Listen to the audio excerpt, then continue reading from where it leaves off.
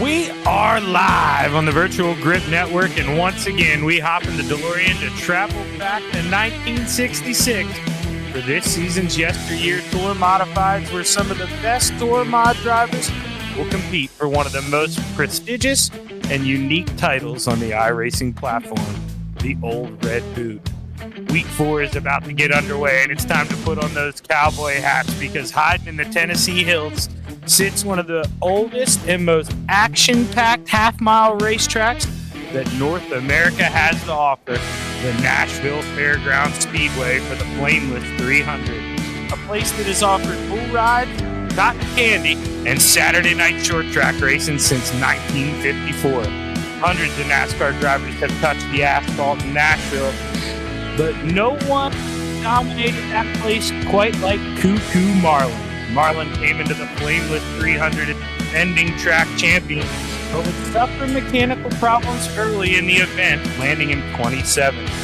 That opened the door for fast Freddie Fryer to bring home his first win of the 1966 season.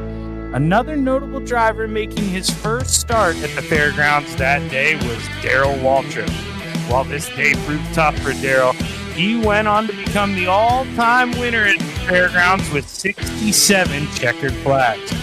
In times where the track has struggled financially over the years, Darrell has always been there to help. Whether it's been financially or just his voice, Darrell helped this place survive, and this race in 1966 was his first peak at the Fairgrounds. Before we dive too much deeper, let's try to remember what happened in Week 3. If you haven't watched, stop right now and go back, because the Sobo 150 at Richmond was full of fireworks. With 7 laps to go, Jerry got loose coming out of 4 and collided with wrecked oil. Tom Ogle tried to pass the two drivers by shooting the center, but he found himself in the middle of a 3-car pileup. This allowed Brian Bianchi to take advantage of a green-white checkered and hold off Darrell Weininger to bring home his second consecutive checkered flag this season. With 3 races in the books, Todd Liston enters as the point leader with 2 podium finishes this season. Can Liston finally nail his first win? Can Bianchi get 3 in a row? All of these questions and more will be answered when we take the checkered flag for 300 laps at the Nashville Fairgrounds. I'm Zach Chapman, a.k.a. Shaggy, along with my partner in crime, J.R. Shepard, and we're lucky enough to have the heartbeat of VGN bringing us all the sights and sounds, the one and only Ryan Seneker. The first of back-to-back races here in Nashville this season, and there's no better man to tell you about it than the man with actual track time here. JR, 300 laps, man. What can we expect tonight at the Fairgrounds? It is going to be a tough night tonight for these tour modified drivers around this place. Nashville Fairgrounds Speedway is a 0.6 of a mile oval that will offer some intense, close racing. And a lot of that comes from the character that this track has developed in the racing surface over the years. From overhead, this place looks very symmetrical, but I can tell you it drives completely different. One of those differences comes on the exit of Turn 2. Right around the bottom of the track is a big bump. These drivers will have to be sure that they keep their wheel pointed straight and they gently apply that throttle as they go through that area. If they do not, we will see some cars get loose and either spin out or make contact with a car that is on their outside. Another place I'm going to be watching here tonight will be the exit of Turn 4. The banking really falls off there, and it makes the car drift up and into that outside wall. If you're not careful, especially as the tires wear, and with no fast repairs here tonight, that could mean the end of your night altogether. And Shaggy, Nashville is known for its love of country music and cowboy boots. So in my opinion, if you want a shot at that prestigious Old Red Boot at the end of the season, you have to make it happen here tonight in Music City. Yeah, 300 laps. And I mentioned the first of back-to-back. We're coming here again after a couple-week break. We'll be back here. So drivers, they got to bring their best here. Let's take a look at the points. Not a lot of time left in qualifying, so we won't be able to really look at it. But you heard me mention Todd Liston coming in with a 5-point lead. Brian Johnson there in 3rd. Mark Fish 4th. Scott Negus 5th. But, somebody we don't see on that list, 2-time winner Brian Bianchi. I mean, JR, you have one bad race early in the season. You can see what it does to you. Yeah, absolutely. You cannot afford a bad race throughout this season, but more importantly, you have to make sure you get every point possible. That means not giving up when you're having a disappointing night. And it looks like we're going to get ready to take a look here at the starting lineup as qualifying has come to a close, and we're about ready to set the grid here. 300 laps at the Fairgrounds. Starting on the pole, the 13 of Tom Ogle. To the outside, Ryan Pittman. Inside of row 2, we got Ken Allen, the 81 car. Outside in the 29, Scott Negus. Row 3 to the inside, Gavin Adams. To the outside, Lloyd Moore. Rolling off in 7th place, we have Rex Hoyle. On the outside, Todd Cousins. Brian Neff to the inside of row 5. To the high side, Jeff Lemire. Rolling off in row 6, inside we have Chris Hazlett. Outside, Jeffrey Harden. The double deuce, Bruce Pearson lines up on the inside of row 7. To the outside, Brian Johnson. In row 8, 2 drivers that have had a lot of success so far this season. Brian Bianchi rolling off on the inside. Outside, Todd Liston. You are not kidding. Keep your eye on row 8. My man, that's going to be a good one. Row 9 to the inside, Torrance Childs. To the outside, Daryl Wine. In row 10, inside, we got Alan Wanamaker. Outside, Lowell Jewell. Tom Hilbert lines up on the inside of row 11. To the outside, Randy Schuler. Rolling off in 23rd position, we got Steve Hilbert. Outside in 24th, Victor Lane. Our final row of the evening here, 26 drivers. Row 13 to the inside, John Hastings. To the outside, Mark Fish. Is neither of those guys put in a qualifying time, so they just want to start at the back here, pace themselves. I think that's a good idea, JR. 300 laps. I mean, a long time to play. Absolutely. There's no reason to push hard at the beginning, but the one thing you have to make sure you do is stay on that lead lap. If you don't, we know there's no lucky dogs or waiver rounds. It's going to be a long night for you. Oh, Brian Bianchi, we're here, and did not take the grid, so getting 3 in a row. Not going to be easy here. Missing the start. You mentioned there, you go a lap down, it's going to be tough to get it back. He's going to have to hope he grids up and pulls out right away, maybe gets an early caution here, but we roll through 3 and 4 for the final time. You see that green flag, it's high, and it's ready to fly. We've got 300 laps to play at the Fairgrounds, and man, oh man, they're racing it side by side right away. 3 rows deep. I thought maybe we'd get them to calm down. There we go, front 2 settle down, Pittman falls in line. But boy, that 30 machine of Gavin Adams, not too sure what happened there, JR, if he got loose, but he lost 2 spots already there coming out of 2. Yeah, the one thing about these Tour Modifieds, those first couple of laps are super sketchy. We see the 30 getting loose going into turn 1. These tires, it's like driving on ice for a couple of laps until those temperatures start to come up.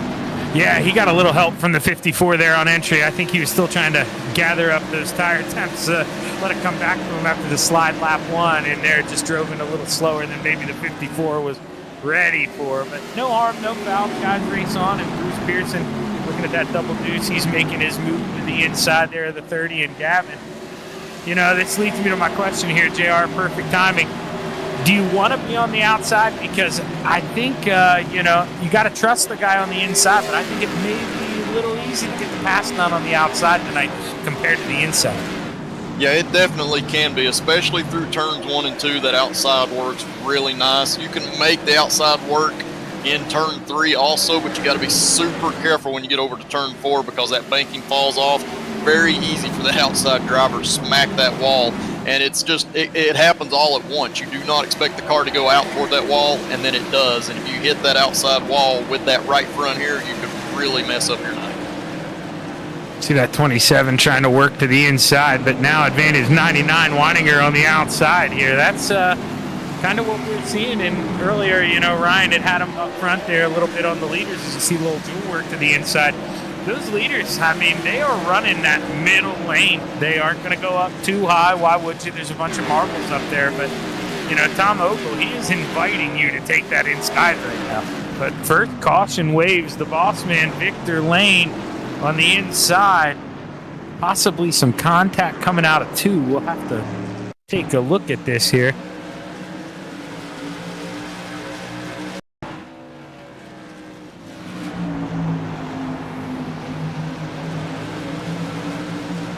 It's not getting it there.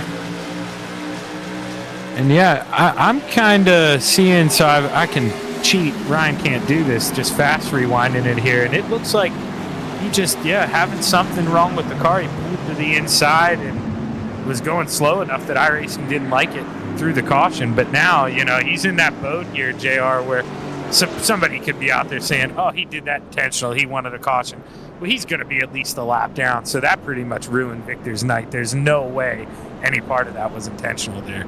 Yeah, correct. Yeah, we talked about it. You do not want to be a lap down, and now he's already 2 laps down, so absolutely nothing intentional there. Obviously having some type of problem, but it does bring up the point. We talked about Brian Bianchi. He did not take the grid. He's out there now, but he is 1 lap down. I know that it's going to be tough, but Brian has tons of speed in these modifieds. He can potentially make it up.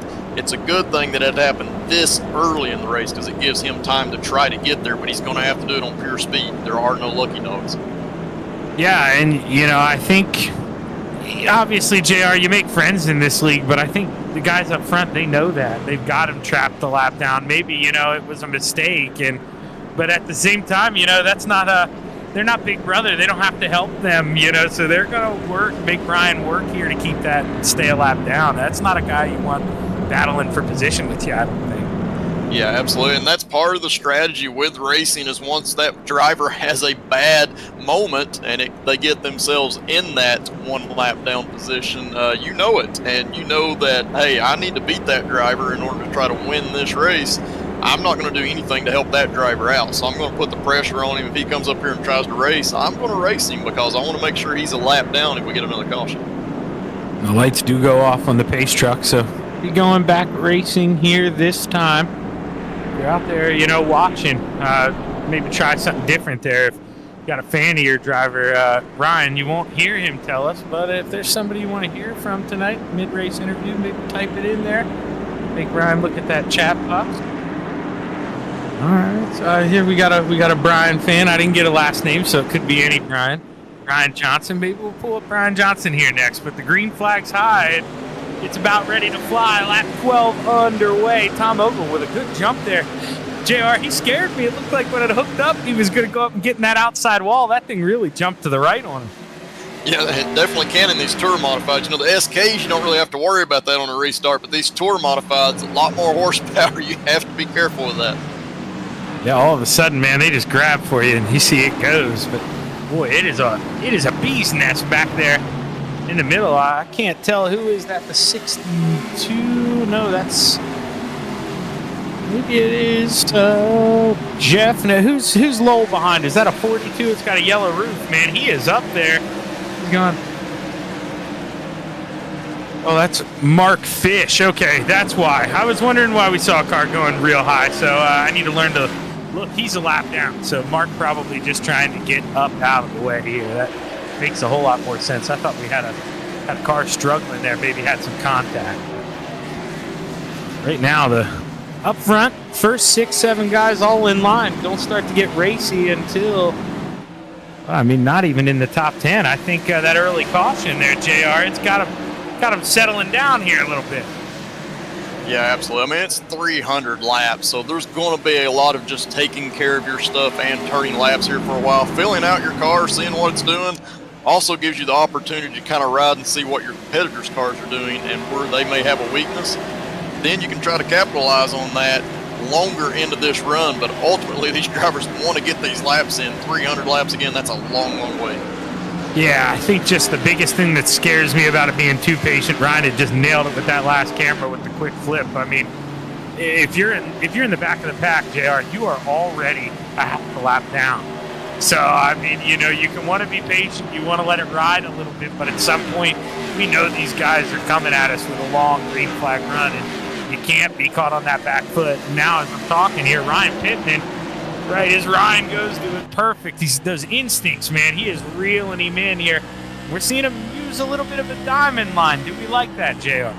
I do at this racetrack for sure. The diamond line really seems to work. You don't see it a whole lot when it comes to higher bank tracks, but it works here, and the main reason is down here in 1 and 2. You do not want to hit that bump down at the bottom right where you went across. You do not want to hit that while you've got your tires turned hard. So if you do that diamond line, you're coming off of turn 2 in a straighter fashion. It allows you to get that throttle down, and those bumps do not upset the car, and he's really carrying some momentum up there right now. Now, this isn't a softball question here, JR. This is a genuine I don't race here a lot question. I know sometimes when we come out of, turns 2 or 4, we got to watch out for that paint. I know you got the inside wall here at 4, so you're not going to go too low. Coming out of 2, can you go down? Can you touch that yellow paint, or is it going to get you into trouble as we see a car high in the wall? Can't tell who that is, but I think we're going to get a caution. Man, that right front's gone. He's gonna just have to almost come to a stop here, JR. Yeah, he's trying to continue on and get it back to the pits, but yeah, they have no fast repairs in this race, so his night is going to be done by the time that they would get anything on that car fixed. He would be so far down it just would not be working. So yeah, an unfortunate end early for that car. No, and I'll tell you what, it's, he's not going to get an award for it, but for driving that car back to the pits like that and getting it in there without messing up the leaders, JR, that was impressive. I can't believe a caution didn't come out. And then I can't believe he kept it down there on the flat, no banking to help him get that thing in the pits. That's a good job there by the third. Yeah, absolutely. That's a violent hit, too, and really looked awkward. In real life, you would say, hey, he had a tire go down, but that's not the case just 23 laps in on the iRacing service. So I'm not sure if he had an actual, steering problem. But yeah, kind of weird there, but did a very nice job to not create a bigger issue as he continued around the pits. I've been reading on the message boards that we want to blame the Windows 12 update, I think. That it is messing with wheel softwares. And I hear Ryan chuckling, but I'm actually not kidding. That happened to me the other night. It's making, for some reason, wheels want to update and reconfigure during races. So okay, there's no such thing as Windows 12. That's why he left. The new Windows 11 update then. Okay, so I am a dummy. But it is out there, and that's the story, Ryan. I'm sticking to it. That's very much what that looked like, and I have seen drivers in the past have a similar issue when the wheel is doing something weird or just loses connection altogether. So yeah, that definitely appeared to be the issue, and I can tell you from experience, it really sucks. There's nothing you can do about it. It's basically the equivalent of having a mechanical failure in real life. It sucks. Can't do anything about it, but it's part of it. Yeah, definitely part of the game. And Alan Wanamaker's doing pretty good at playing the game right now. He's going to be up 4 spots if he can get this pass done on the 15. The 9-ball using the inside. But look at this battle here. Brian Neff all over the back of the Hillbilly Motorsports 33 machine. Man, that's a good-looking logo there, JR. It is, and that's one thing that we don't touch on a lot in league races, but there are a ton of talented individuals that run in these leagues, and they have some amazing paints, amazing artwork as you get to really look at the detail on some of these cars. So a lot of talent throughout this field, not just behind the wheel. Okay, JR, you're sitting in that 60 machine. You feel like you have the pace. What do? Do we enter the corners a little higher than the guy in front of us, or do we try to shoot low, get him on entry? How do we game plan this if we're trying to save tires, but at the same time move on up? Yeah, unfortunately for Brian, the 33 there of Todd Cousins, he's kind of running the preferred groove, right? So he's running that kind of diamond side line, and he's coming off the corner straight, getting a good run. So that kind of just leaves Brian the inside line, and it's very inviting. You want to go down there, but as you get into the run in these Tour Modifieds, the front end starts to push. Those tire temperatures come up in the front tires. Car does not turn well. You want to go down there and try to make that move, but if you keep doing it lap after lap, you're going to be super slow at the end of this run. So I think Brian's going to have to be a little bit patient here, which is hard to do, especially at a place like this, but he's going to have to wait until there's an opening from the 33 that's more in that preferred racing groove. Now, JR, I feel like I know the answer to this, but I'm going to ask it anyway. I mean, 300 laps. I know this is only a half-mile racetrack, but we've got to come down pit road at least once tonight, right? Absolutely, and I kind of did some testing with the setups that they're using, and I think somewhere around 140 with some cautions, probably 150, 160, they'll have to visit. Somewhere around halfway, they'll have to at least take fuel. They're going to want tires way before that. I can assure you, around lap 100, these guys are going to be really struggling on tires. So now that kind of, you're saying they're going to want them, so that may answer my next question here, JR, but let's say, these guys, they're spreading out. Some of the best racers we've ever seen. Let's say we get a green flag pit stop here. are we taking tires, or is it a fuel only? Because I know these things do take a little longer to put tires on them. Absolutely, and that is a huge point, because that could be a big strategy play if you're somewhere near the front. If you come in and just take fuel, it's going to take a long time to do it. I think you might as well take at least 2 tires, and that's something that I've not played around with to see how long it takes to fuel these things, but it does take longer than, say, a late model to fuel them. So definitely take 2 tires, but I don't know that you want to stick around for that left side set. Just because you'll make up additional time on others in the field, and that could potentially allow you to put some drivers a lap down, and you don't have to keep them a lap down the whole time, just long enough until, say, a caution comes out, and that can really cement yourself with a good, solid finish here tonight if you do that. Daryl Weininger just worked his way past Lowell Jewell. That's a guy who good run last week, or not last week, but our last event there, week 3 at Richmond, and able to bring home a top 5. Pretty good run there for the 99. He'd like to do it again. Up 6 spots, but the man he had just got around Lowell Jewell up 7 spots, and that's currently the hard charger I'm seeing. So good run for Lowell, and considering, JR, only that one caution. I mean, this is all done on the racetrack. That's unlike our boss man there. he's putting it on early. Yeah, absolutely. And the one thing that's unique about the YesterYear Modified series is that it's compiled of multiple leagues, multiple drivers from all kinds of different leagues, and one of those is the Bootleg Racing League. And guys like Lowell Jewell have a ton of laps around this racetrack, particularly in a modified, whether it's SK or Tour. So it does play into your hands when you get into these longer races, knowing what to do with that car in order to have that performance as we get deeper into the run. And right now we're on lap 45. I know that we had an early caution, but these tires are starting to suffer, and those drivers that have taken care of it and ran the correct racing line, they're going to have the benefit.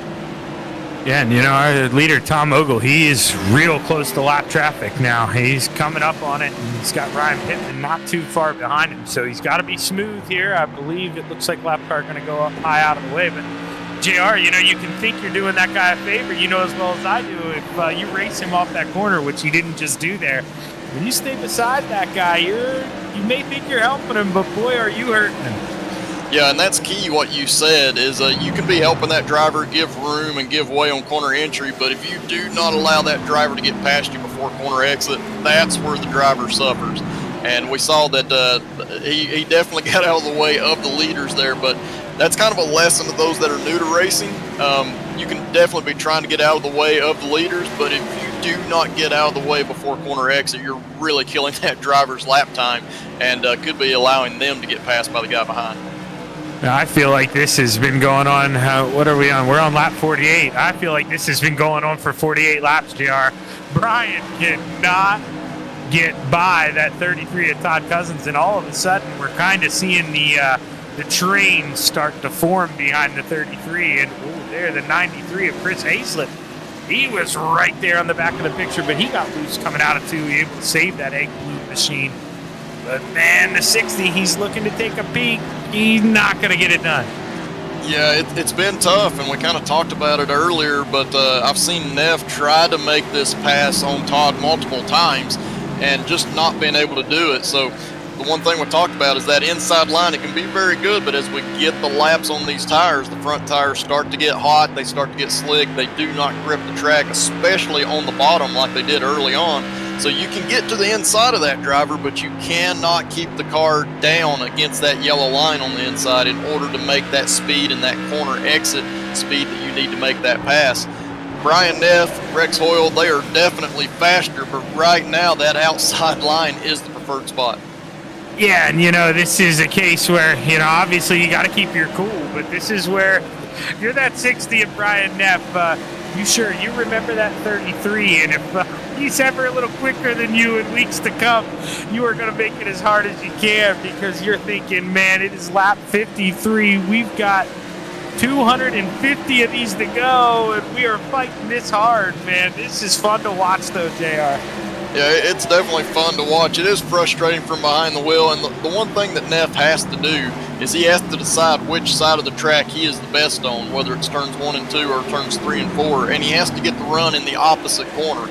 And that could mean following the line that Todd is running there on the high line, and then trying to do an over-under type move, get that momentum, get to the inside down the straightaway, and he's going to be able to make the pass right here, I think, coming off of turn 2. Barely gets it done. Looks like he gets a little squirrely, maybe a push from Todd down the backstretch. Yeah, there was a little shot there, I think, from Cousins, but I mean, if you're Brian, you kind of doing what you got to do there. You got to go.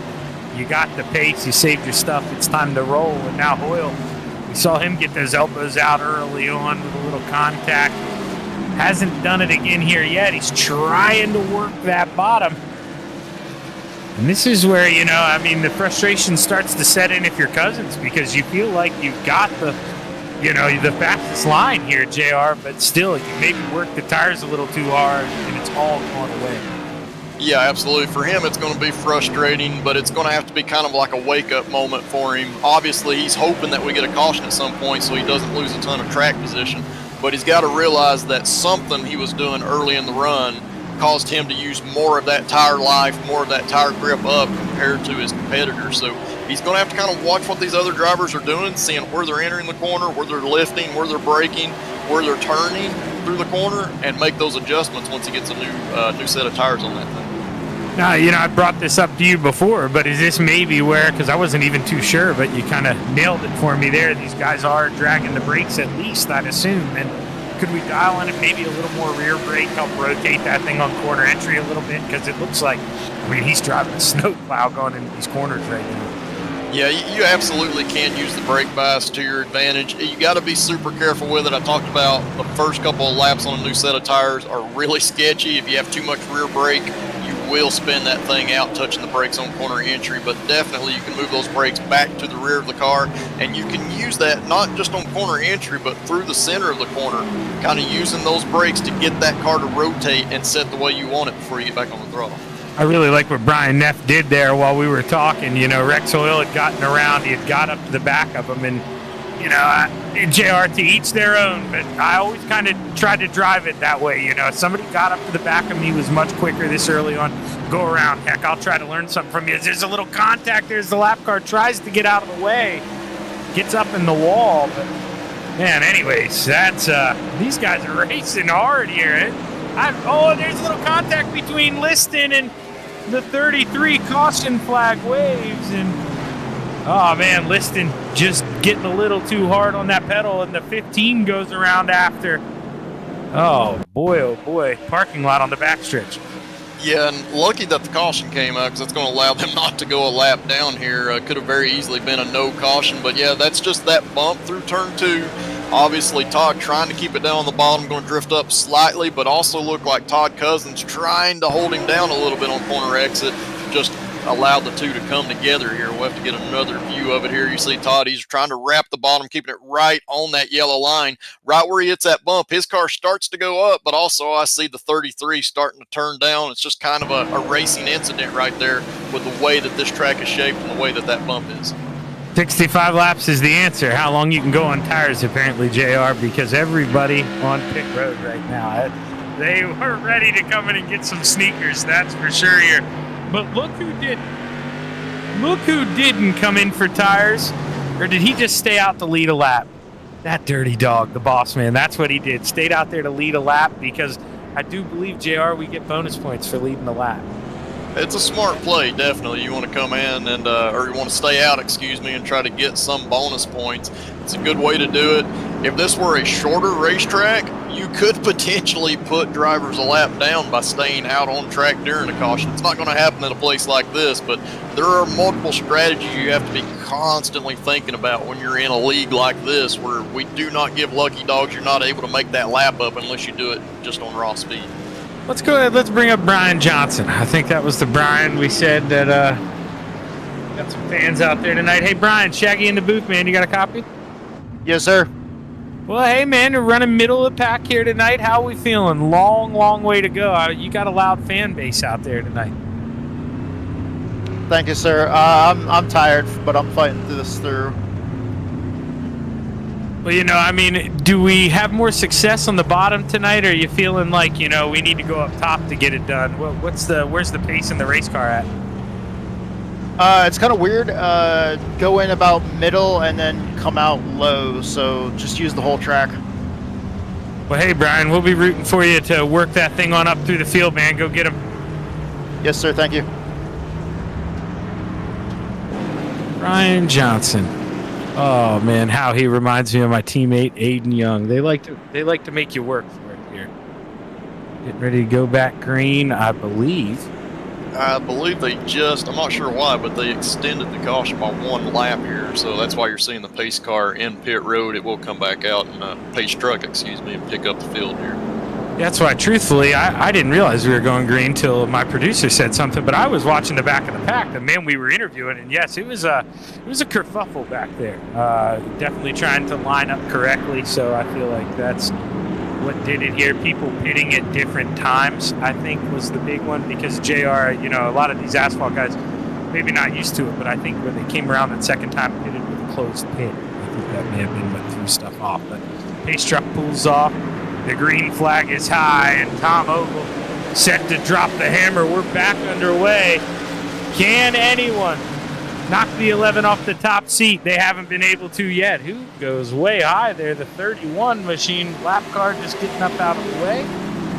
Randy Schuler, you don't want to get too far out of the way here. Well, I guess never mind. JR, no lucky dog. So if you're a lap down, you don't have to pace. You might as well just fan out and fall to the back. Yeah, absolutely, especially at this stage. I know we're only 70 laps in, but after that round of pit stops and the issues that kind of happened on pit road with a closed pit, see some close contact there. Oh, actually, I believe Bianchi just went into the inside wall coming off of turn 2. Caution is going to be out for that, but I believe that was Brian Bianchi there. Yeah, Bianchi with a hard hit, and that was man, what is going on here tonight, JR? Yeah, and one thing I was going to say, he was 2 laps down at this point. He did lose another lap. There are a lot of drivers that are only 1 lap down now, only 12 that are on the lead lap, so there's a lot to fight for if you did go a lap down here, and I think Brian was just trying to make up some time on the new tires. Unfortunately, these things are super slick in those opening laps after a restart, and he just overstepped it a little bit going across that bump in turn 2. We've talked about it a lot. And these cars do not like that bump, and it's for a couple of reasons. The tires don't have grip, but also the car is going to be riding lower on the racetrack. If you hit the bottom of this car, it's just like hitting a skid plate. You just slide across it. It gives you even less grip in the tires, and it's just, there's no catching it once it happens. So am I looking at this correctly right now, that only the top 12 are on the lead lap? Am I seeing? That's correct. And then from 13th place down to 21st, those drivers are 1 lap down currently. Man, I wonder what Man, I feel like I missed something there, JR, because I never saw Alan Wanamaker get lapped by the leader. I wonder if maybe some guys got stuck on pit road, maybe a little too long. Missed the, you were talking about guys maybe who came down pit road first. When that pace car comes around again, it'll tell you pit exit closed. Maybe some guys got stuck.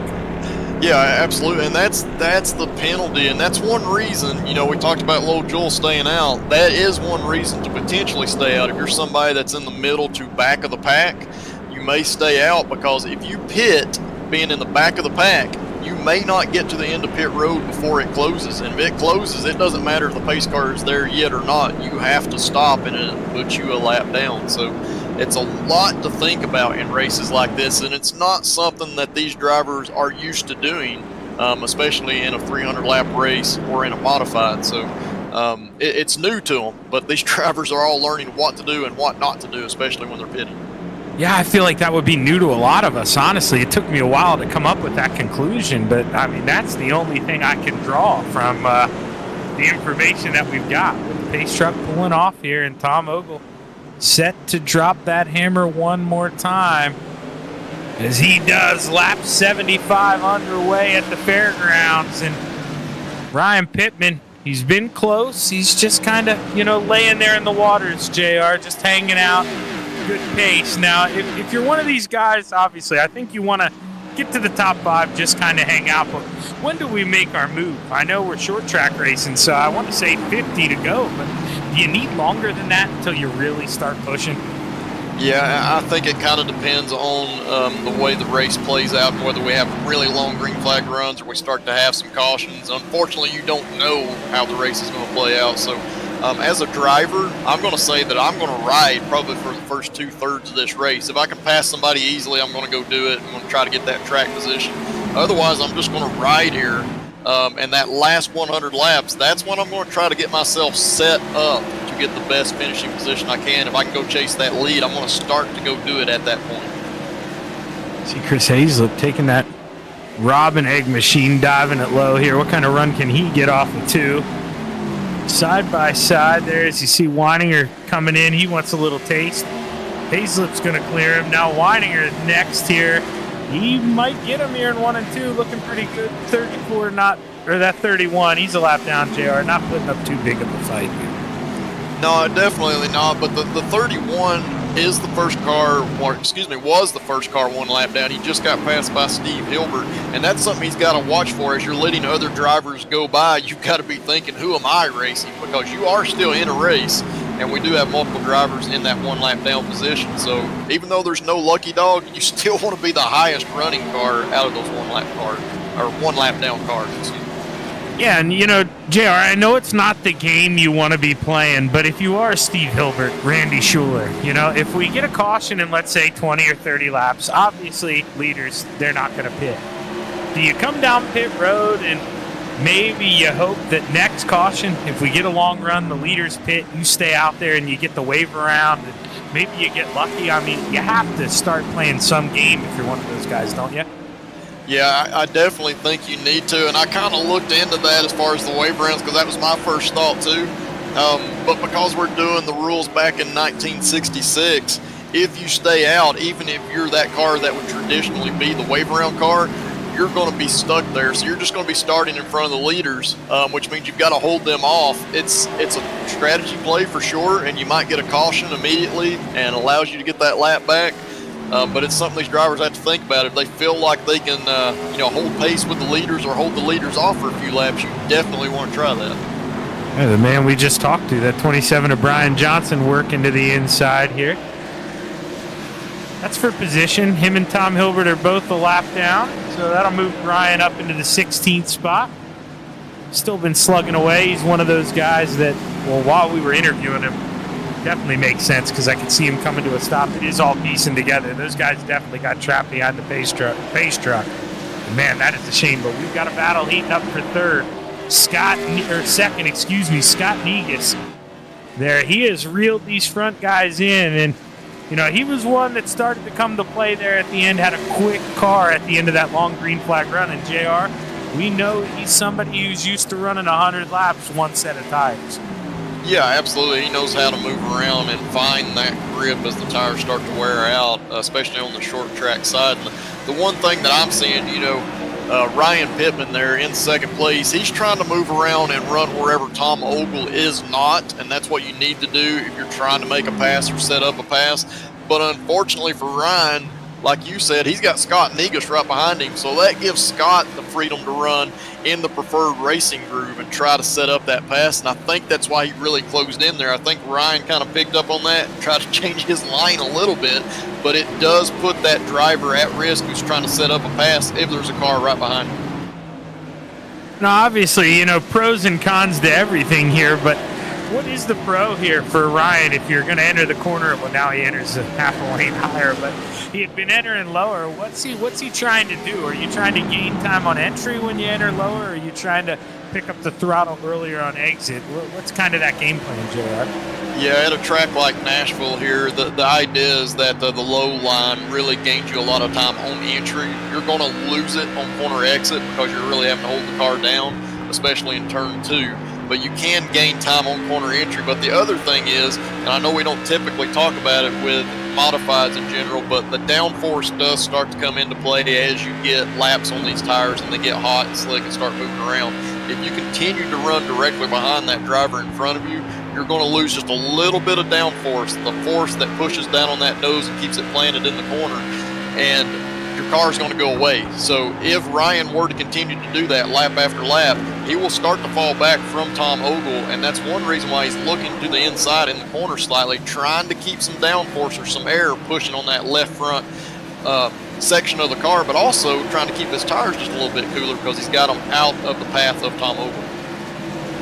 Yeah, definitely trying to keep those temps cooler. And, you know, you were talking about you start to lose that downforce. Well, then that's when the tires start to slide a little bit because, as JR said, you don't have that pressure pushing down on the car. You lose that grip. And when you start sliding, you've heard JR and I talk about it hundreds of times, tire temps. And that is what's most important in these things. So you've got to take it easier. You got to keep it cool. And you can't work that race car any harder than it'll allow you. This isn't you know, maybe like a NASCAR car or something, JR, where you can maybe go try to build something out of it.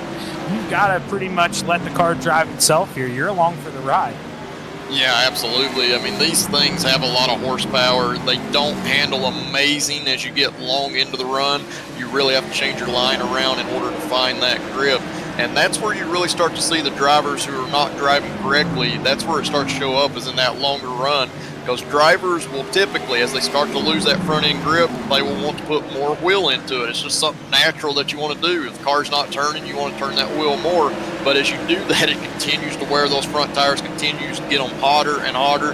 And eventually, you're going to slip on corner exit of one of these corners. And we got a caution out on the Speedway. I haven't said that. And Bruce he was down on the inside wall on the exit of turn 2, but I don't see major damage. Not sure what happened.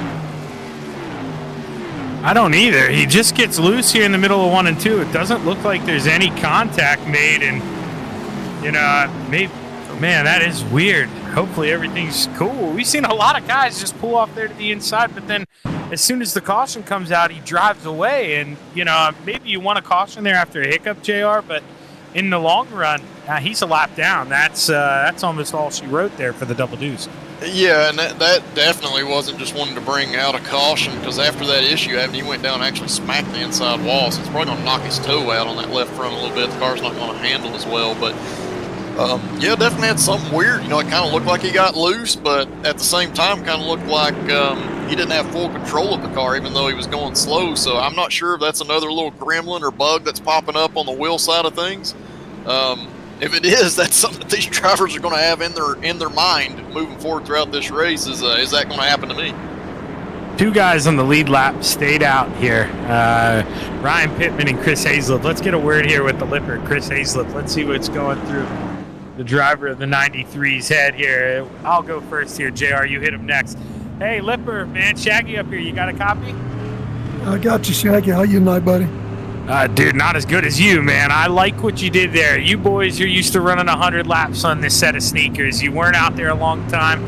Now you're sitting P2. How do we like where we're at, Chris? I feel good about it. I really didn't push my tires hard, and car feels great. It's a long way to go, 200 laps, I think, so no sense yet. Just kind of riding it out for a while and saving some time. Hey, Chris, first off, great job staying on the lead lap, because that's a big, big deal here tonight so far. But I got to ask you, as the tires start to get hot and wear out, are you really having to move around and find a different groove to race in? Yeah, actually, JR, I've kind of moved up about the second groove, and but it, to be honest, they're holding up pretty well. Well, hey, Chris, man, you're up there. Hopefully we're talking to you at the end. Go make a move, Lipper. We're rooting for you. Long way to go, Shaggy, but appreciate it, buddy. He's exactly right. Long way to go, but I think, you know, parking yourself in the top 5 when we've been seeing these cautions come out here as of late, I think in a good spot here. Try to keep the mess behind you as the pace truck gets ready to pull off. You see the double deuce, Bruce Pearson there lined up second. He is a lap car. So that car lined up in the middle there. Lapper, Bruce, this is where if he thinks he's got pace, may want to go race to try to get that lap back, JR. Yeah, absolutely. If you're in that position, go get it. And that's exactly what I think Bruce is going to try to do. And Bruce is somebody that has pace, has speed when it comes to modified racing, and a lot of experience around this track. So he may not show up immediately here, but if he can stay that second car in line, he's got a shot to go up there and get his lap back. Yeah, and very interesting to see, Ryan. Snap on Tom Ogle real quick so the guys can see the camera flop. That's P3. All those cars in between are laps down, and, you know, Tom, he's going to try to work here. Oh, and a caution flag waves. Man, Bruce is wishing he could have got around. That's what he wanted there. But caution flag waves. Haven't seen who yet. Possibly Lloyd Moore. Yeah. Definitely Lloyd Moore. You see a little contact there with Lowell Jewell. Then Lowell comes up going down the backstretch. Couldn't tell who he made contact with, but 3-4 cars involved in that, JR. Yeah, unfortunately, Jeffrey Harden, he's been a contender in this series. He got involved in that too. And what I see there, it was kind of hard to see from the other view, but as Lowell got hit, it kind of put him down on the very bottom of turn 2, and we talk about it a lot. But he kind of hit that bump, so naturally the car drifts up, and at the same point, because he was kind of thrown down there, he doesn't know exactly where that car is that was on the outside. I believe that's Tom Hilbert, and we also see Tom's kind of coming down the track slightly too. The two just come together, and that's going to get Low Jewel, and not Tom. I think that was Steve Hilbert, and yeah, Jeffrey Harden got collected in it too. So we'll have to pay attention here, see if he's able to get back out on track at some point. But that's probably going to be an end to all 3 of those drivers now. Yeah, you hit the nail on the head there. I didn't notice Hilbert kind of coming down the racetrack at the same time as Lowell's coming up, and. Well, you know, guys fighting for real estate here, short track racing. That's going to happen. Ryan Pittman still leading the way here, and Tom Ogle a little bit back there. Let's, we'll wait here. We'll wait. I don't want to pull anybody up. I think we're going to go back green next time. There's a guy I haven't talked to, Ken Allen before, I don't believe. So we'll pull Ken up next. The driver with 81. He's had a pretty good run tonight. Right now, looking at who would be our hard charger. Sadly, the boss man, he had a good run going. He was still in the lead lap. Not him any longer. Now it's the 99 of Darrell Weininger. Pretty good run there. And, you know, this is almost 2 races. Well, it is 2 races in a row now. That 99, he is just hung out middle of the pack. And as the field starts to dwindle, he is just watching that number climb. Yeah, absolutely. And this is a race where you're just really going to have to grind all night long. You're going to have to be there at the end. It means staying on the lead lap. There's a lot of things you got to do to stay on the lead lap, but you've just got to keep pushing all night long to keep that car there. Well, the pace truck pulls off, and Ryan Pittman set to drop the hammer. Lap 109 is underway. Still a lot of time to play here at the Fairgrounds. So far, man, people running out of lives here, and you know, JR, eventually we are going to get to that point where you know, you're just kind of running out of bodies for cautions. So if you want to get your moves done, you're going to have to make them quick. Absolutely, you're going to have to, and this is where we may see some strategy come into play, because as we get fewer cars on the lead lap and just fewer cars in the entire race, that's going to probably mean more green flag runs, longer green flag runs, and green flag racing. And we have a couple of drivers on the different strategy. The 2 right now are Ryan Pittman and Chris Hazlip. They've pitted about 30 laps roughly, different than the rest of these drivers have. So they've got about 30 laps less fuel. Obviously, everybody's got to pit again in order to make it through the end of this race, but that could come into play if a caution comes out at a weird time. Really interesting to see there. Your point leader, Todd Liston, he just taking it easy. He's seen the gloves come off here. He let those guys go by. Just gonna work it around. And you know, that strategy, it's paid off so far for him. Hasn't gotten a win yet, but has consistently finished up in that top 5, top 10. And the 87 looking to do it one more time here at the Fairgrounds. Yeah, and Todd's really smart, especially in races like this. But the big thing that he knows is that there's only 10 cars on the lead lap. So if he's already back toward that position on the racetrack, might as well just go back in 10th and hang out. As long as you're staying on the lead lap, you're in contention for the end of this race. So not too much quicker here, JR, with that, I want to say, 20-some lap tire advantage. Right now, Tom Ogle last time by ran a 17.14. Hazlip 17.27. And actually this time by, Ogle with a 17.25 and Hazlip with a 2.7 again. So Ogle not seeing a huge payoff with that new set of sneakers. The Lipper did a good job saving. Yeah, absolutely. And that's where at a place like this, especially as the tires start to wear, track position means so much. And I think Ryan Pittman realized that and knew that that was his opportunity. Get off strategy a little bit by about 35 laps. But that was his opportunity to get out front, and obviously paying off for Chris Hazlip as well, because he's able to run right there with these guys. Yeah, definitely going to pay off right now. But, I want to play devil's advocate here, JR. I mentioned, we're running out of bodies for these cautions. What happens if you get yourself caught out there and you got to make a green flag pit stop while the rest of the leaders can maybe stay out there and hope for another caution in the next 30 or so laps? Yeah, and the big thing about that is making a green flag pit stop, as you mentioned. I don't think many of these drivers have practiced at all making a green flag pit stop, but especially not here at the Nashville Fairgrounds. And if you notice, when we get back over to turn 3, this is a super tricky pit road entrance. It's hard to make under caution because it's just a blind entrance. It's at the very bottom of the track, and you have to turn in early, and you have to be going very slow. So that means slowing down on the backstretch, and these drivers are probably going to have difficulty doing that. So if we get to see some green flag pit stops, there's going to be a lot of action. Maybe one of those deals where you just say, hey, I'm going to stay out as long as I can in case somebody runs into that pit entrance and we bring out a caution. Yeah, and that's honestly why I was so impressed earlier, the 60 of Gavin Adams, when he had that broken right front out. He was able to maneuver it into the pits because, like you said, JR, I think I have trouble getting in the pits under caution, but Tom Ogle gets the pass done for P2. The Lipper, he's been there, done that. Not going to put up the fight here. He wants to save that tread. He knows maybe, he may have brought a knife to this gunfight, so he's got to keep what he's got left. Yeah, absolutely, and just be smart at this phase of the race. We're not even halfway.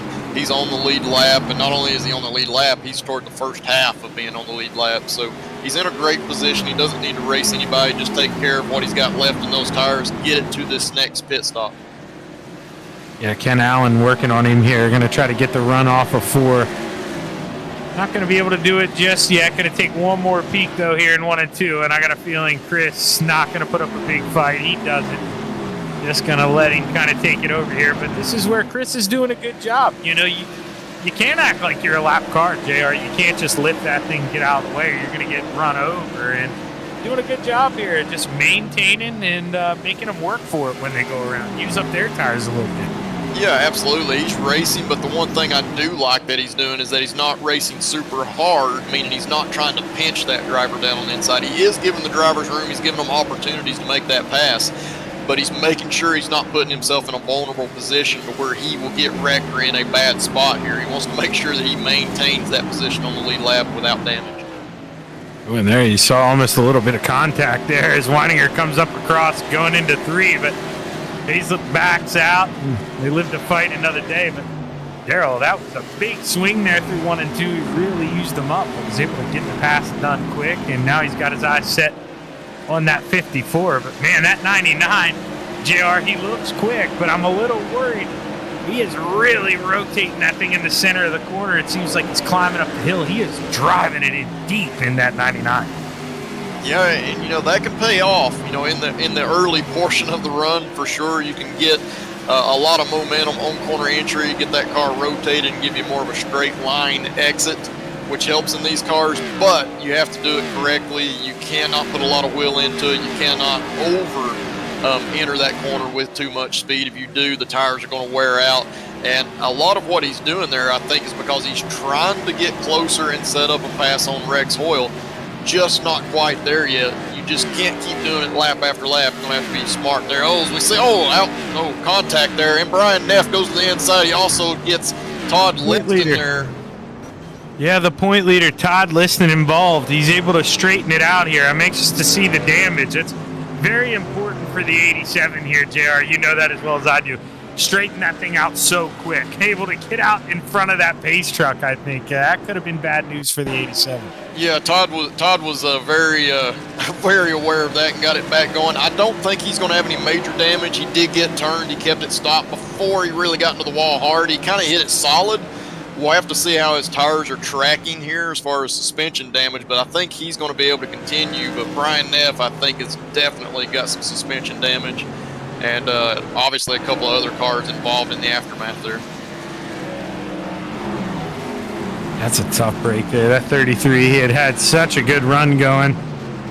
That was a pretty hard shot. You got to think he's going to have some significant damage there. You know, even if you do get out, there's no way that handles the way it came off the trailer. And Todd Liston, I noticed he was going to come down pit road, but he couldn't. He had to let the field by, so you see he's the leader. He's going to come down pit road this time. And that left front, that don't look that good, JR. No, yeah, looking at it from that angle, it definitely doesn't. I think he can continue. He's probably going to have the wheel, several degrees off of being straight. And obviously the car is going to handle differently, probably going to have a bit of a push in it through the corners. But if he can keep this thing rolling, like you said, came in here the points leader, he wants to get every single point he can. Even if he goes lap down, 2 laps down, he wants to keep going, because right now, if you can stay just 1 lap down, you're going to finish in the top 18 tonight. Yeah, and with the night Bianchi had, I mean, he may not know that if he doesn't have the standings on. I'm sure he does. But he's just got to find a way to slug out any points he can. And anxious to see, where is Todd? He pulled off pit road. He not going to repair all that damage, I don't think, JR. Staying on the lead lap a little more important, he thinks. So, see, he's going to go for a full speed run here through 3 and 4. Definitely pushes up the hill a little bit, but he'll be able to nurse that thing around. Yeah, and, the big thing is, just trying to stay on that lead lap. That's what he's doing. Obviously, he knows his car is going to be a little bit damaged, but he stayed on the lead lap under this caution. That means it's going to take several laps for the leader to actually catch him. So this gives him a fighting chance there. That's what he had to do. And now we've got the front 2, really the front 3 tied back up here as the green flag drops. We're back underway. 135. Well, actually, we're back to it. Top 6 there, all in line, all on the lead lap that you see on your screen. I think that one shuffled them out. The guys like Bruce Pearson, who were trying to get their lead back, realized he needed tires, just wasn't going to get it done. They come down for pit stops. Yeah, absolutely. And the play that those drivers like Bruce Pearson are going to have now is they've got extra fuel on board. They have tires.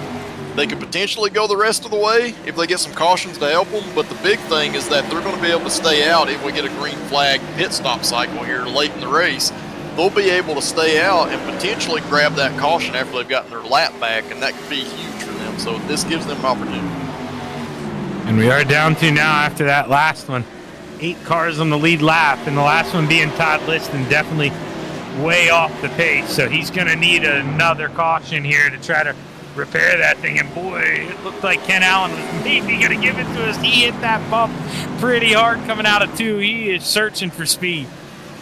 Yeah, absolutely, and that's something I've seen in other leagues with Ken Allen. He will move around. He does not. He always has speed. Always has good finishing, positions in the race. But he's not a driver that always shows up immediately. He's a driver that searches around, finds what works, what doesn't work, and he makes adjustments. And you're seeing it on this restart. He's making those adjustments, and absolutely, he's after it right now because he wants to go try to have a shot at passing Tom Ogle. Well, yeah, and let's just, call a spade here, JR. A driver of your caliber, you do a lot of short track racing, and I'm sure, you'd admit you maybe don't put into practice. You need to, just because you kind of know what you're doing in it. And, maybe sometimes when you get into a longer race, once you get around that 3rd mark, man, the feeling really starts coming back to you, and you find that speed that you always had. Absolutely, that's a great point. A lot of drivers that have a lot of experience out on this on their iRacing service do not put a lot of practice time in, and it's one of those things where it's a long race, obviously 300 laps. Either you're going to be able to figure it out or you're not, and as this race goes on, he could be a driver that's just starting to figure it out. Right now, he's got Scott Negus looking to the inside of him. It's going to be a tough pass to make, but Negus has got some momentum coming out too. Yeah, very surprising. It looked like he was going to give it away to Negus there, and there we kind of saw him drive up the hill a little bit in 3. Maybe almost thinking about setting up a crossover there for a second. He maybe, going to store that one in the memory bank. That one, I think, may have worked, JR, if he wanted to force it. Yeah, absolutely, and that's what you're going to be learning throughout the whole race. You gotta see what works and what doesn't, and you've got to understand, hey, late in the race, can I make this work? And you're putting yourself in positions throughout this race where you're getting ideas of what to do, and like you said, when you find something, you've got to put it in your memory bank for later on because it may come into play in the closing laps. In that 54, go to work on Ken Allen. He's trying to set him up. He watched Liston get it done. Can he do the same? You see the 54 backing up corner entry here, really gaining center off. And this is where, JR kind of talked about you maybe give away one corner to try your run in 1 and 2. And that's where the 54 is good. But, you see that lap car, and that was exactly what we talked about, JR. Lap car on the high side coming out of the corner. That's a uh-oh. It is, and sometimes there's just no way you can get out of the way of those faster cars. But when that happens, you see the faster cars struggle because they cannot carry that speed off the corner. They cannot let that car drift all the way out against the wall. That costs you speed, and in return, a lot of times we see the driver behind make a pass. Didn't happen here, but yeah, absolutely. Rex Hoyle was under fire there. Well, no, yeah, perfect example because, Brian Johnson, excellent job there getting out of the way. He got out of the way of 3 of the 4, but what can you do when the line's that long? Somebody's going to come up on you when you're coming up out of the corner, and all you can do is just hold that wheel straight and plan it, and that's exactly what those guys have done. Haven't really seen any incidents at all because of lap cars. It's been a good, clean race. Just, I think pretty much, JR, all these wrecks have been, guys in the lead lap just getting pretty aggressive here, hitting bumps. It's been clean other than that. Yeah, it's been a fairly clean race, and like you said, it's usually when you get a couple of guys that have been racing around each other for many laps, 40, 50, 60 laps, and you start to get a little frustrated because you're faster than that driver in front, but you can't find a way by. When you finally get a little bit of an open door of opportunity, you try to force the issue, and that's when a lot of times that contact is made, and that's the type of wrecks or incidences that we've seen here tonight so far. I missed that halfway point by 2 laps. Shame on me. 148 to go here. And, from what our man JR said, maybe 160 with a couple cautions, but we haven't had a caution, and those guys who pit, that would have been, I want to say, 170-some laps. Ryan pulling that up for me, but I'm still too dumb to do the math on the fly. So we're going to have to pit one more time here, JR, if this stays green. And this is where I think, your 2-tire stop that you talked about with you needing, or maybe just a splash and go, no tires at all. Yeah, I think we're at the point. A lot of these guys pitted last time around that lap 131 mark. Gives you about 169 laps to go. We see some guys struggling getting into the outside wall off of 2, but gives you about 169 to go. I think these drivers can go around 140 to 150. There is the potential that you could save that amount of laps over the rest of this run. You could save the fuel that you need to get the rest of this race in, but these drivers have got to be thinking about that right now. You've got to be lifting early on these straightaways, letting the car rotate throughout the corners. If you do that, you could potentially win this race on fuel mileage. There you see the point leader there. If he just went a lap down, so we are down to 7 guys on the lead lap. Liston trying to put up that fight, and Negus almost makes a little contact with him coming off before, but Liston just doing what he can in that 87. It's kind of where this is when it gets tough, JR. You know it when you're driving that 87, but you got to remember that points battle, and you got to realize that's the reason to stay out there and keep fighting. Yeah, absolutely. It's tough. You do not want to be out there after one of those accidents. You want to just go and, call it a night. But if you're racing for the points, which Todd most definitely is, you want to get all the laps in the best position you possibly can. Unfortunately, he's going to lap down, so I don't think that's ever going to be an option to get back on the lead lap. But like you said, he could potentially finish 8th place right now because that's the first car lap down. If he stays just 1 lap down, worst he can finish right now would be 14th, and that can be a big moment in the championship because a lot about winning championships is not the great finishes you have, it's the finishes you make out of a bad night, and he's trying to make that tonight.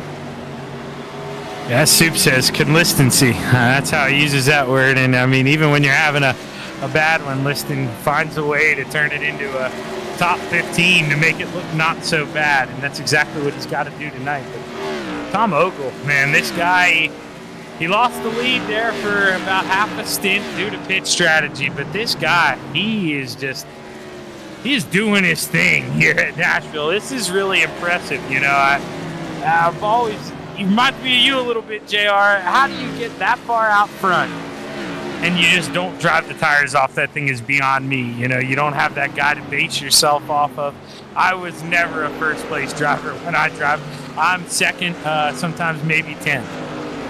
Yeah, it's not easy. So I know it looks easy. He's just out front. He's got a gap, not any pressure from behind at the moment. So it looks super easy, but it's not easy to do. You've got to be very controlled with what you're doing with the car.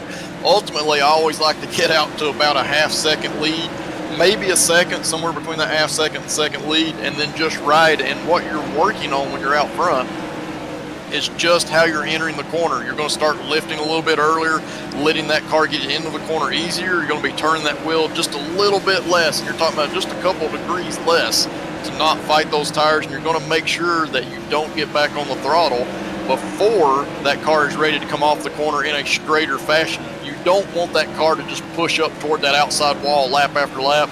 That overheats that right front, and eventually you start to get a push loose condition, which is not going to help you. So you just got to be very, very mindful of what you're doing behind the wheel, and just keep doing it lap after lap. And in a lot of cases, I think we're starting to see it now, you'll actually see that gap open up while you're doing those things. Yeah, it really is crazy, but all that goes away, JR, and you got to think, caution flag here, 132 to go. Absolutely every car is going to hit pit road as we see that 32 rolling around slow. We'll have to go back and take a look at what happened here. You see the lipper behind him. Just goes in there, clips that apron, gets on the paint. Yeah, not something you want to do in any of the modifieds. Just mainly because it bottoms out the bottom of the car. There's just no grip at that point. All the pressure comes off the tires themselves, and it just comes around like you're hitting oil or your own ice. So, yeah, it's just one of those things. Trying to stay out of the way there and just got a little bit too low. This is going to be important here. I would imagine all the guys going to take 4 tires. But who wins the race off pit road? Well, Scott Negus. He wins that race here, JR. Yeah, I was trying to see a little bit of what Scott did there. Obviously, track position's huge. If you don't have to pass drivers, you have the opportunity to take care of those tires a little bit better. He may have just done a 2-tire stop there. Obviously, we didn't need that much fuel because these drivers just pitted back on lap 131, I believe, so they already had almost a full tank in there. So, yeah, if you only took right side tires, you could do what we saw Scott do right there. He did. You're exactly right. Ken Allen is the only driver in the top 5 I'm seeing with a full 22-second pit stop. The other guys are at 13 seconds. So that's telling me 2 tires. Yeah, so that's going to be a big move, and we've seen Scott have speed. So this is not going to be something easy for Tom to try to make a pass. But the good news is that he's got 130 laps left. Going to be a little bit less once we go green, but that's a lot of time to kind of work the car and get the tires where you kind of need them or want them to be in the long run, and set up a pass. But this ultimately gives Scott Negus a big opportunity. Yeah, and you know, not that he's doing that, but I am a little shocked here with Tom Ogle. You know, he only takes 2 tires. He still loses the lead. So, you know, you're kind of in that camp, I think, JR, where you've had the quickest race car all night. Put 4 tires on it and go get them. But I'm going to go with the 2-tire stop here. And it arguably did it for track position, and it's still going to cost him a spot. That's tough. Yeah, it's definitely tough because that's my thoughts when I come in at this point. We know that it wasn't that long ago when we last pitted. Might as well just put 2 tires on and get that track position. But when you do that and then you lose the track position, that's tough. That kind of makes you rethink what you did there. Obviously, Scott was just able to get in and out of his box better, and a lot of it's positioning, a lot of it's just carrying that speed in. You're talking about just a few mile-an-hour extra as you're coming to a stop in your pit box. Can make a big difference. So Yeah, that's going to be tough for Tom for sure. The one thing I don't know as we're getting ready to go green is the last time that some of these drivers took left side tires. So these cars could handle quite different than what they have the entire race if they still have old left side tires on. Ogle left a big gap there as we're back underway. The front three kind of in their own zone. As you see Alan Wanamaker, he's the fourth car in line. He is a lap down. This means that the front three, they got some distance here. Ken Allen a little ways back. He is the guy with 4 fresh tires rather than the 2 fresh tires for the 3 in front of him. But that's a long ways to make up here. I mean, that's about a second on the racetrack. Yeah, it's going to be a lot of time to make up, and yeah, it's going to be interesting to see here. Obviously, all of these drivers can make it to the end of the race. We've got the fuel. It is a big ask on 125 laps to take care of those tires and still have speed at the end of the run, but they can definitely make it to the end of this race. But I think you're going to see some of these drivers be a little bit easier on the beginning laps of this run because they know that ultimately, like you said earlier, we're getting that car count down. We're probably going to have a green flag run, potentially all the way to the end of this race. Got to make sure you got something to work with at the end there, and that's why I don't think we're seeing a whole lot of side-by-side racing right now. Guys are just going, I'm in conservative mode right now, so I've got something at the end. Yeah, and, it's something we need to maybe think about, too. Only 7 guys on the lead lap, so you automatically assume, hey, if we get another caution in, let's say, 40, 50 laps, we're going to come down, we're going to get tires.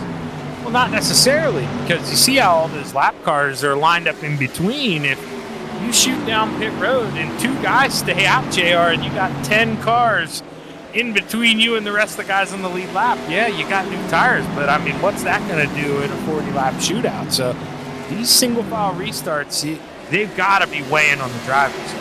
Yeah, that's a great point. We talked about it before we came on air here a little bit, and it's something that we tend to forget about in this series. Obviously, these drivers have unlimited sets of tires, so you would think when that caution comes out, you want to hit pit road, get some fresh rubber on there so you can turn some fast laps. But if you get some lap-down cars staying out, you do not get to pass those lap-down cars before you go green. You have to start behind them, and even if they lit you by throughout the race, it's going to cost you time. You're not going to be able to immediately get up there with those guys you were racing with before you pitted. So that is a big deal and something that these drivers have to think about if we get another caution later here. Ryan Pittman, you see him working. He took 4 tires as well with Ken Allen. He's working on the inside of 2 tires with the lipper. Doing a pretty good job there. I saw the writing on the wall. Enters way high there. Let him have it. I think Chris just happy to be on the lead lap knowing that maybe we still got some fireworks left in the shed. Yeah, and that's the biggest battle in this race. We've talked about it on and off throughout the broadcast, but if you stay on the lead lap, you could have a fantastic finish here tonight, and that's what Chris has done. Right now, the worst he can finish is 7th place, and I don't think he's at any risk of going a lap down under race conditions. So he is in a great spot, just needs to continue to keep it clean, and that's what it's about. In these long races, these long championship seasons like we have here, it's about getting the best finish possible, and sometimes that means just taking care of your stuff and staying out of the way of the other drivers. Yeah, and those guys, they're the ones that should scare you. The ones that just hang around are sneaky fast, and they can drive, cautious and still hang around that front group. And Chris has done an excellent job. You see Tom Ogle, though, still stuck in line, maybe feeling that effects that he was giving off a little less downforce, and he's trying to peek to the inside, but Negus surely showing him, hey, Tom, if you're going to do this, you're going to do it on the left side. Yeah, he definitely is. I have seen a few laps where I felt like Negus got a little too high on corner exit, and that's going to cause you to put a little more wheel into it. It looks like he's got it calmed back down right now, but there was a few times on the exit of turn 4 where he got extremely wide and really had to turn that car back down the hill. If he kept doing that, which Tom's smart enough to spot that, you see how that lap car comes into play there, the second, third place drivers having to kind of snake down the backstretch, kind of gets them out of shape. But I think Tom was ultimately seeing what Scott was doing there and said, hey, I'm not even going to push the issue right now, because the one thing you don't want to do is you see a driver pushing really high on corner exit, you don't want to be directly behind that driver if he ever slips up and hits that outside wall, because there's very little you can do to avoid him. You're going to run right into the back of him, and it could potentially end your night. Tom's smart enough to see that, and I think he's just kind of pacing himself right now. Yeah, I think that's where if you're driving that 13, I think you're smiling, knowing you already won the battle when you see the guy in front of you driving that hard with 111 laps to go. He's still going to have to find a way around, even if Negus does lose rubber. And, I mean, you see that 54 of Rex Oil. He's right there, too. So, one mistake, and it could cost Ogle, and it could really cost Negus here, as he's got the most to lose. Yeah, and the one thing I can say about Rex Hoyle that I've watched in the past year is he's very good at running a defined line around the racetrack. And putting his car exactly where he needs it to be, and doing it in a way that takes care of those tires. We keep talking about that, but he runs a very defined line and doesn't alter from that very often, and that's why you see him up front toward the end of modified races, because he's just taking care of his stuff. He's only worried about himself. He's not really racing anybody until we get into the closing laps. So I'm trying to take a look here at the points, and we'll note we didn't have a Jeffrey Harden tonight. I don't believe. No Jeffrey Harden. Brian having okay, we did have Jeffrey Harden. He just must have had a rough night. I don't see him on the top 22. I was cheating, but it looks like right now Ken Allen, he came in tonight 4th place. He's got a lot to gain here if he could just keep this thing inside the top 5. Yeah, absolutely. He could have a big night. We know that Todd Liston has had some issues. He's still out there 1 lap down, but in 14th spot. So he's doing the best he can to kind of maintain any kind of point lead. But absolutely, Ken Allen, he was up 3 spots during the last race from the point standings, and he's looking to continue that run toward the front here, because right now the 3 drivers ahead of him in points, he's ahead of those drivers, and not by just a few spots. So it's going to be a great night for him if he can maintain that. Shame on me. I've got some bad hobbies. My memory goes away from me, JR. Of course, Jeffrey was here. He was involved in that accident with the boss man. It's all coming back to me now. That's a tough break. That was a rough one for BRL members. I believe Hilbert was involved in that one. That was not one where you wanted to be a BRL driver going down that backstretch, but Negus gets a little loose. You see what I'm seeing, JR? Yeah, I definitely am, and I think it's starting to show up, and Tom has seen that, and it's to the point right now where Tom feels like he can start to attack. He feels like just one small mistake. You see right there, the 29's really pushing wide on the corner exit right now. Tom's going to try to take advantage of that, and that's why he's trying to do this over-under to try to get a run off of turn 2. He's almost there, but just wasn't quite able to carry that speed to the inside. Man, it's amazing to watch him backing up those corners and really pulling on the rope coming off, and it is making Negus lose that rear end. You can see maybe he won't admit it to us, I bet, but maybe watching that mirror a little bit, changing his lineup. He knows he's got to do something different because, man, it's starting to get hot out here. 100. Yeah, it absolutely is. It's starting to pick up, and we've saw Negus actually get into the outside wall coming onto the front stretch there a little bit. That's going to allow Tom Ogle to get to the inside. He's going to try to push up. They almost make contact. They keep it going right now, but yeah, Negus is starting to struggle. He kind of changed his lineup, started running the bottom of the track. I believe that hurt him more than anything, so now he's back up on the top side. He's going to try to hold Tom off here. Yeah, and this is where, you just can't overdrive there. And Tom maybe overdrives a little bit, knew that, had to back it up and recover here. He was in a prime spot for that pass, maybe just zoned out a little bit there. And now he's got to go back to work. But all this while Kenny Allen, P4, you see him reeling those guys in. JR, he's got the freshest rubber of them all. Yeah, absolutely. And he doesn't have anything that he really needs to do here but ride. He can just kind of enjoy what's going on and see these drivers fighting. I see Tom get the apron there. He gets sideways up off the corner. It's going to allow Rex Hoyle to almost get to his outside, but they single file back out because they see that lap car up ahead. Man, Rex Hoyle got to the back of Tom Ogle in the middle of 3 and 4. Tom was able to save it, but that was a pretty good shove there. That was a close call, and it's allowed Negus to just kind of relax a little bit here. He can catch his breath and hopefully regain those tire temps because he was clearly sliding, trying to drive the heck out of that thing. Yeah, he absolutely was, and as you mentioned that, I was kind of watching Negus, and he went back to running a very nice line. He's not pushing up on corner exit, so he is doing what he needs to do to kind of get those tires back into that sweet spot, that sweet temperature range, to where he has some additional grip. But I do ultimately believe that Tom Ogle and even Rex Hoyle and Ken Allen, they appear to have more speed than our leader right now. It's just been so hard to pass tonight. So if Negus can keep things under control, he's going to make it super difficult for those drivers behind. Now, I'm definitely not saying Tom is not the fastest out of the group, but I think it goes back to exactly what you just said there. I think that may be Negus's best friend, JR, because all those guys are fast, and the guy sitting in fourth has the freshest rubber. So Ogle, as much as he wants to make the move, he can only make it when he's not going to lose 2 or 3 spots doing it. So he's kind of tiptoeing out there. You're not going to get the same Ogle as if maybe it was just a 2-car battle.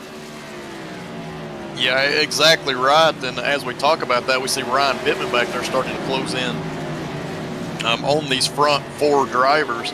And Pittman's another guy that definitely took 4 tires during that stop. He had that longer pit time. So he's got fresh rubber too, and we saw the kind of speed that he had early on in this race, so he could definitely start to come into play here.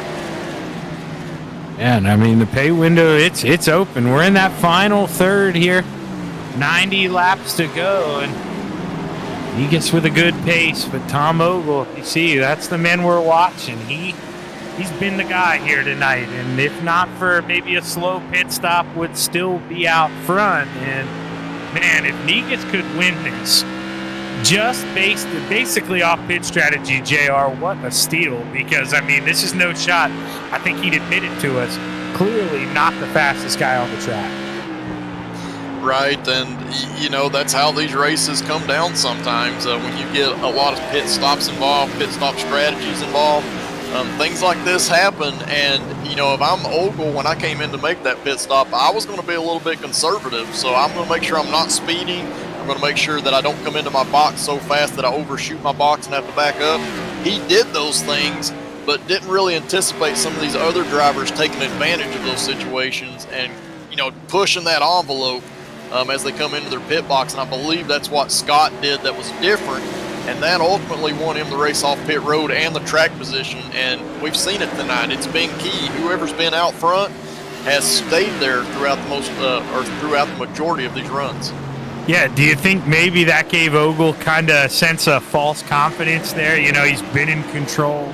Just going to come in. I can take it easy. I'm only getting 2 tires. I should easily win the race off pit road.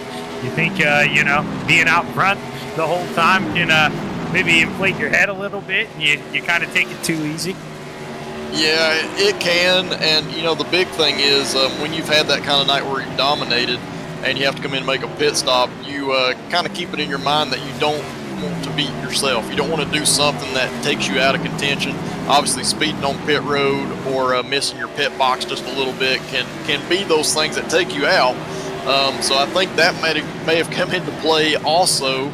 Unfortunately, to win some of these competitive races when you have this kind of strength of field, you've got to push those envelopes. You've got to be right on the limit of the pit road speed limit. You got to be right on the limit of not sliding too far in your box.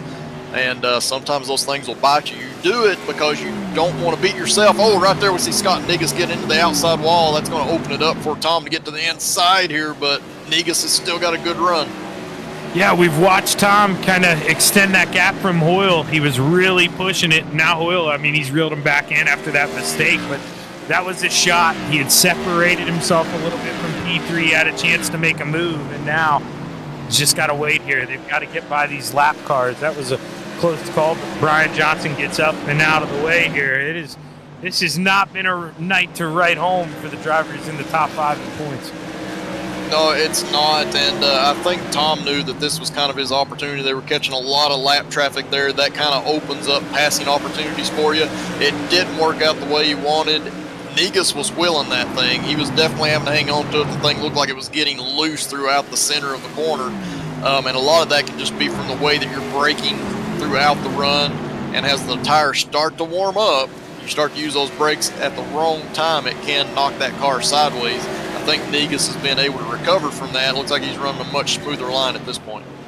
Yeah, and this is once again, Scott. I love you, man. Obviously, go back to you with the BRL, but looking back there a little bit, perfect view, Ryan. Look at that yellow car, Alan Wanamaker. He's the first car a lap down, JR.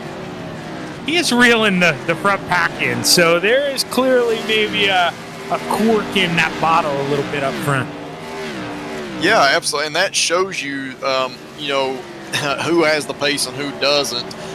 Scott's doing a fantastic job, but I think he is ultimately slower than those guys that are behind him, and that's why you're starting to see all these drivers close up, including Alan Wanamaker, who has been a lap down, closing up on this pack. So it's not a bad thing, but that kind of shows you who has the speed and who doesn't. But ultimately right now, Scott Negus is doing a fantastic job of keeping these guys behind him. No, obviously, odds of this happening, JR, not very good, okay? But you see Alan Wanamaker kind of working up to these guys. Is there any part of you that says, hey, this guy's a lap down, let's let him go work on Negus for that lead lap, and let's try to follow him on by, maybe he'll work a little harder than we're willing to. Yeah, absolutely. I mean, if I'm one of those drivers, especially like Ken Allen, say he just got passed by Ryan Pittman, so he's actually lost a position. If I'm him or the 99 of Darrell Weininger right there, I'm going to go, hey, just let him go right now. We've got a lot of laps left in this race. Obviously, if it's the last 10, 15 laps of the race, you're not going to do that. But at this point, why not? He's caught you. Let him go by and get up there and kind of mix it up. And you never know, either that guy will get the lead or get up there and get his lap back, or he could mix it in with some of these guys and force an error. And that error that's forced could give you track position, could give you gain positions over those drivers that make that mistake. Yeah, because,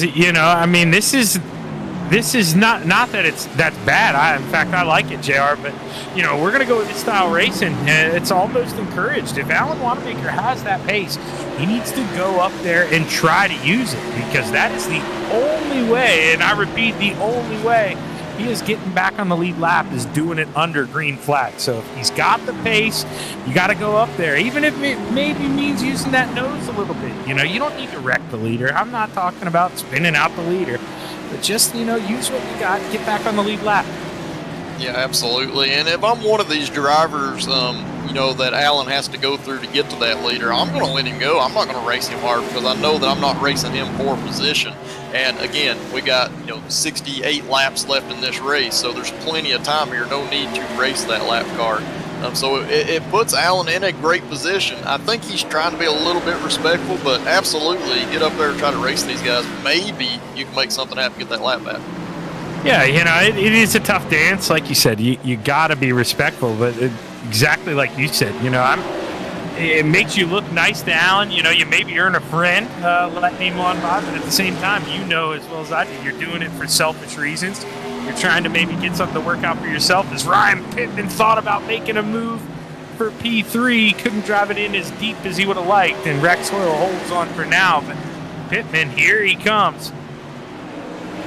Yeah, and this is where it starts to get difficult for those drivers trying to make that pass.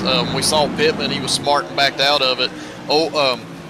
Tom Ogle's trying to make that move again, but the difficult part is that the lane that's going to be open for you is that bottom lane. As we've gotten into this run, those front tires are just not gripping on corner entry like they were before. So you're having to back that entry up, and you're having to remember that every time you try to make a move, because you want to dive in there hard and get to the inside. But if you do, the car is going to push up the track, potentially into that guy that's on the outside of you. So Pittman realized that, he backed off, and that's what Ogle's kind of struggling with right now, is trying to figure out exactly how hard he can drive that car in, but maintain the bottom of the track. Yeah, you could see perfect defense there by the 54 of Hoyle.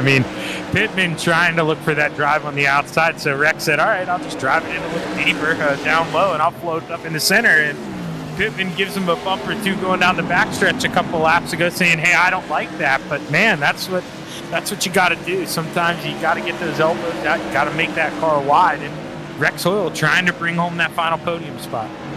Yeah, absolutely. It's going to start to get aggressive. We're coming down to about 60 laps to go in this race, and these drivers are going to start to fight harder and harder. Normally they're spread out, but like you said, I believe Negus is slowing these guys up. He's not way slower. You know, we're talking like fractions of a tenth of a second here that he's slower than the rest of these guys. But because of that, he has pulled the entire top 6 positions nose to tail, and that means that these drivers are going to get way aggressive as we get down to, say, 15, 20 laps to go. We're going to start to see some elbows come out, and this is a track that's kind of known for that. Drivers will start to push that issue. The banking kind of allows that and invites that, and we're going to see it when we get down to the end here. Yeah, I think, we're just seeing Negus play perfect defense here. I don't think unless the guy overdrives like Negus just did, and we're side by side for the lead. I was going to say, I don't know if you can get it done, but Negus, he's got to be perfect here. The 13 going to try to float up, shut the door. Negus going to try to stick to the outside. We're side by side at the line. Oh, boy, it is heating up. Negus not going to go away just yet. Is he clear? No. No, but he's going to have to drive it in hard to maintain the outside, and I believe Ogle is going to clear him because you just cannot carry that much speed on the outside of turn 3 and get the car to stick. So Ogle makes that pass. That was a fantastic job. He got his elbows out there, but he did it in a clean fashion. Just kind of slightly moved Negus up the track a little bit. Yeah, now Negus, he's got to find somewhere to fall in line here. This could be a tough fall for him. If he can't string together a couple of corners, he's going to be kicking himself because he was playing perfect defense, JR, and if not for overdriving 1 and 2 there, still maybe out front, but there he drives it in a little deep. He hooks up good. He's going to run even here at the line. Give it to Negus. But boy, I don't know. Hoyle not going away here. No, he's not, and Hoyle knows he's got to get this pass made because, 1, he's got Pittman right behind him that's trying to make a pass. But 2, if he cannot get by Scott Negus, Tom Ogle's just going to slowly walk away from these guys. And right now, Tom is not going to try to save a whole lot. I know we're still 50-something laps to go, but Ogle knows if he can get away from these guys, that gives him the opportunity to maintain that position and not have to fight at the end. And he saw Pittman try to go high there at the end of the backstretch, gets to the door, slams shot on him in there. Another block from the 54, and man, that 88, he is, or that 08 of Ryan Pittman, he is playing nice, but I'll tell you, he's probably about out of nice words here. He has got a quick race car. Yeah, absolutely, and he's going to start to push that issue. We're getting down to 50 laps to go. It's going to become a point where you go, hey, I have to go now because I am faster, and I'm going to push that issue. I'm going to go to the inside when you leave that door open, or I'm going to move up on you a little bit if you give me that inside. And it's coming. It's not there yet, but the time is coming. These drivers, like we said, are going to start to get more aggressive.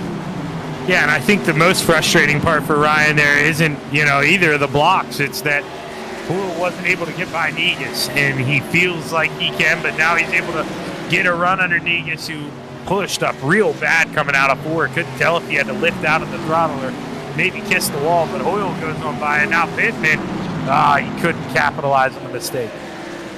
No, he couldn't, and that's the things you have to do if you're behind a driver that is making a pass on somebody else. You've got to make sure that you're setting yourself up to get to the inside as well. You see, Pittman tried to make that move on Negus, but he hits that bump and kind of pushes up. That's going to allow Allen to close in on those 2. Yeah, now if Pittman can't get it done on the bottom, you got to think Allen maybe going to try to slot himself up high and follow Negus. But right now, Pittman pushes up the racetrack a little bit in the center, and I think, maybe not the nicest thing to do, JR, but when you've got the quicker car, at some point you got to kind of, be that dog pee on the fire hydrant a little bit, claim your territory going through the center of these corners. Yeah, absolutely. You're going to try to move up a little bit in the center of the corners just because, hey, I got to go. And you see right there, that cost Negus that little bit of move up the racetrack really got him out of the groove on corner exit. He hit that wall pretty hard that time. I don't think he's got major damage, but that kind of contact is going to continue to make his car handle worse and worse. And now going to lost the 1 to Ken Allen, probably going to lose another one to Daryl Weininger, who, if he can complete this pass, works himself up into the top 5 once again.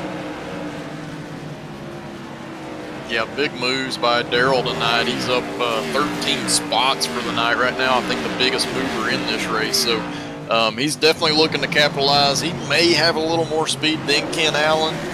It's a little bit hard to tell until we get some type of opening, in front, which we're starting to see now that Scott's moved behind these drivers. So we'll have to see if that gap between Ken Allen and Ryan Pittman continues to open up. If it does, that's a clear indicator that Darrell does have a little bit more speed. Yeah, Ryan Pittman right now, from what I'm seeing, we'll have Ryan throw those laps up. He is the quickest guy on the racetrack, at least out of the top 3. Pittman is moving, but now he's going to have to find a way around that 54. And we've seen this battle a couple laps ago. This guy's maybe not the best of friends here at the moment, so Pittman going to have to work hard here if he wants P2. Yeah, absolutely. He's got to get it done because the laps are starting to close down. And the one thing that he's going to miss out on, you look up ahead, Tom Ogle has caught lap traffic. That is a passing opportunity if you're behind the leader when that happens. But Ogle doesn't have to worry about anybody behind him. He's going to be able to methodically go through this field and get these passes made without the threat of being passed from behind. But we do see some of those lap cars kind of mixing it up a little bit there. So it's a risk from Ogle, but right now he doesn't have much pressure from behind. Yeah, lap cars letting by other lap cars. So right now, I mean, Ogle can't float up coming off corner exit. And we have seen this gap trend down now to under half a second. So that may have breathed some life into this 54. Rex Oil going to send it in here and knock. Ooh, didn't get a lot of help there. That's going to help Pittman, maybe. Oh, I thought Pittman was going to send it in there deep, but thought best of it and said, hey, let's go work on the leader together. Yeah, that's the type of thing. It takes a smart, experienced driver to know not to send it in there because this track is very inviting that when you get that run, you just want to sell it off into the corner, but these cars will not stick this late into the run. They're going to push up the track, and it will create contact with an outside a car there. So Pittman knew that. He was smart enough to back off and, live to face another lap here, but he gets into the outside wall into turn 2. He's pushing hard, trying to pass Hoyle, and, just using up a little too much of the track. Yeah, I think that was a bigger hit than it looked like, too. JR, he's carrying a lot of speed there coming out of 2. Slapped that wall pretty good, but seems to still have the handle. I mean, the way he is diamond in 1 and 2, that is definitely where he's making the money. He's just got to get close to him. Coming out of 4 as he touches the paint and almost goes around. Yeah, these drivers are really pushing hard right now. It's going to cost him a lot of position, track position distance between him and Hoyle that he'll have to try to make up. That's going to allow Hoyle to relax a little bit, and he can just kind of run whatever line he wants to run. I think he's trying to chase down Ogle right now, but he's almost an entire second back at this time. Yeah, I mean, that's got to kind of be disheartening if you're Hoyle. You started to reel in the 13, and mostly, I think, due because of lap traffic, JR. Once that 13 gets out in clean air, and he is quick, but he does have another lap car in front of him.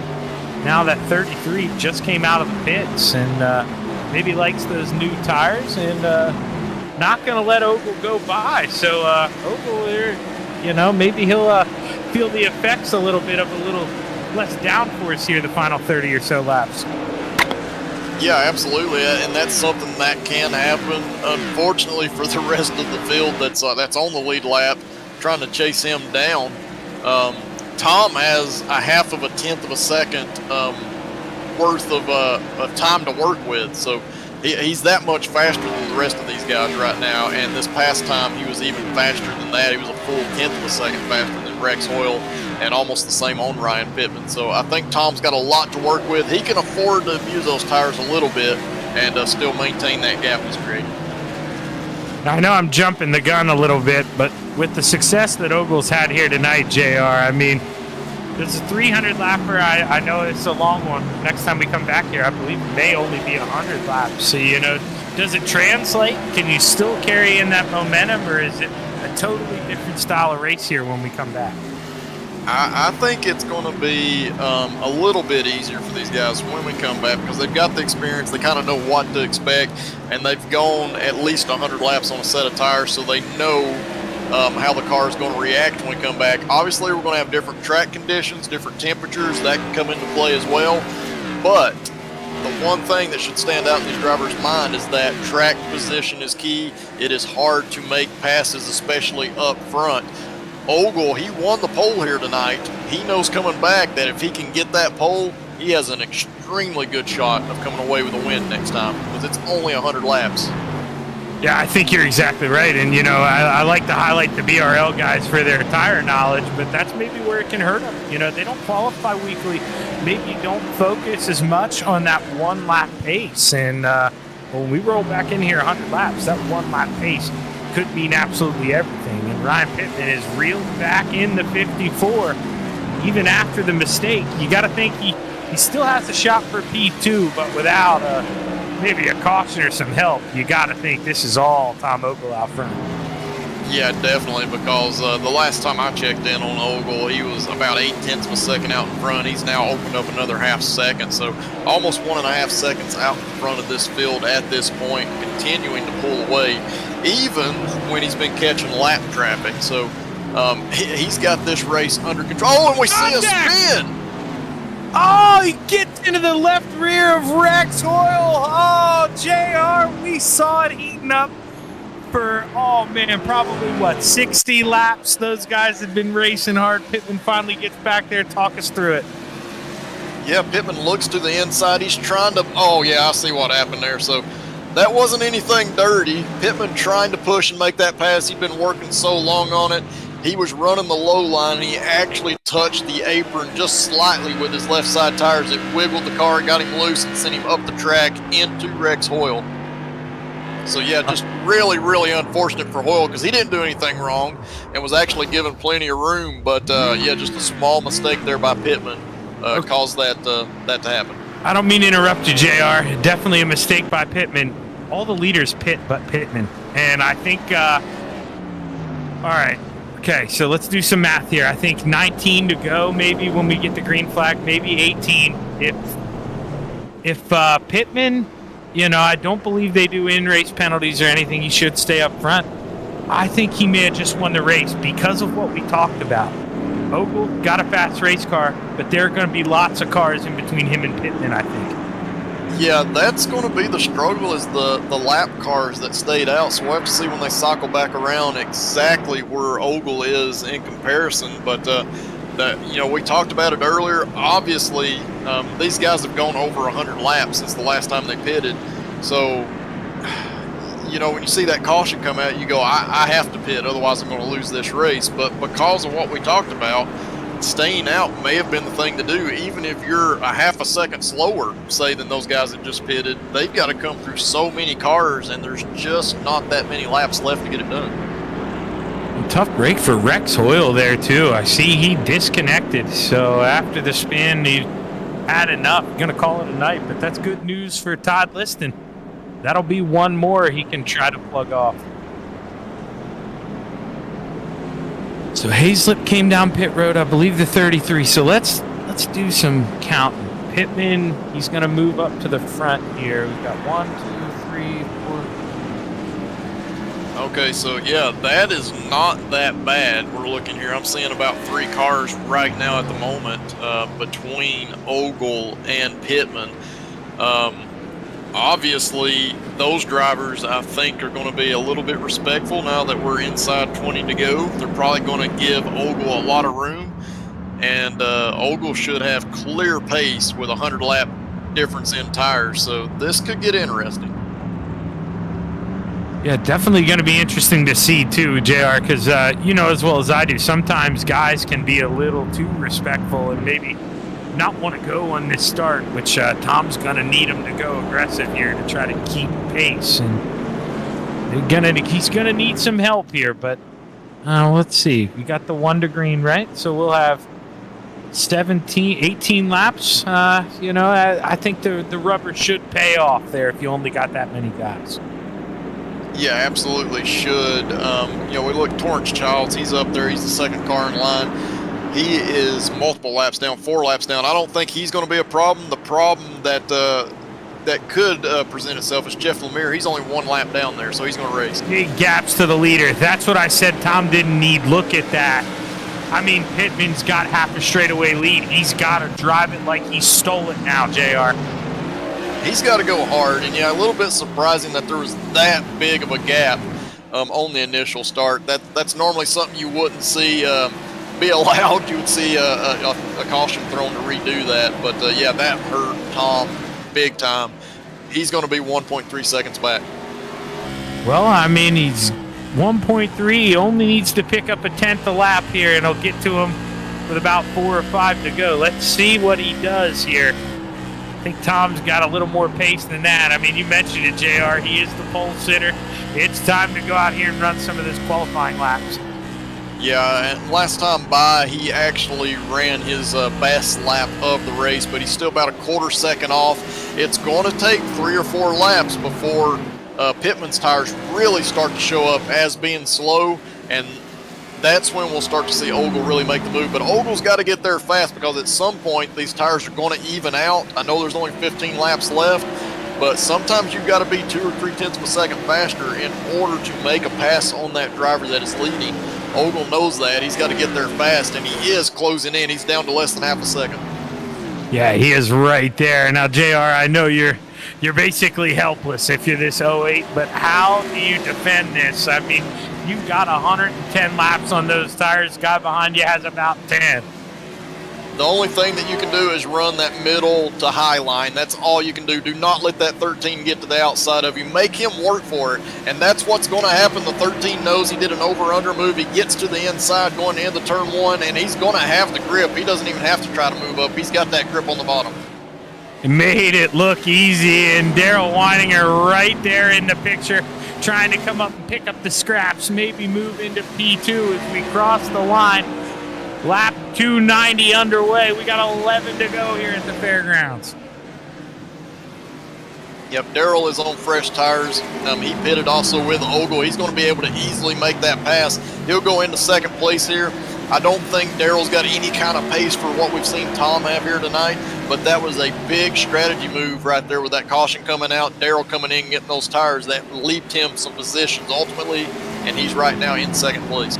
Yeah, and I'll tell you what, that honorable mention right there at the back of that picture, the double deuce Bruce Pearson, he is running 6th place, the first car a lap down. If he would not have gotten trapped under that caution where he pit and got stuck behind the pace truck, man, he is going to wonder what could have been, because he has some pace. He is hanging right there with the leaders. Good run for the double deuce, but as the 13 crosses the line, we've got 8 to go, and Daryl Weininger is as close to the lead as he's been all night. Can he get there? Yeah, right now they ran almost identical lap times the last time by. We'll see as they come onto the front stretch what it looks like. I think Ogle's going to be a little bit faster this time, and indeed he was, but not by much. These two drivers are pretty equal now with that fresh rubber on the car. Hop back here. Chris Hazlip, he got tires as well the last stop, I believe. Pit lap, 280. It was a 13-seconder, so he only took right sides. But he, I don't think, has the time, even with that tire advantage, to get up to Ryan Pittman. So it's looking like if we stay green, this is what we've got in our top 3. Can Daryl Weininger inch closer as you see the lap times this time? 4 thousandths of a second slower than your leader. I mean, these guys, it's like looking in a mirror.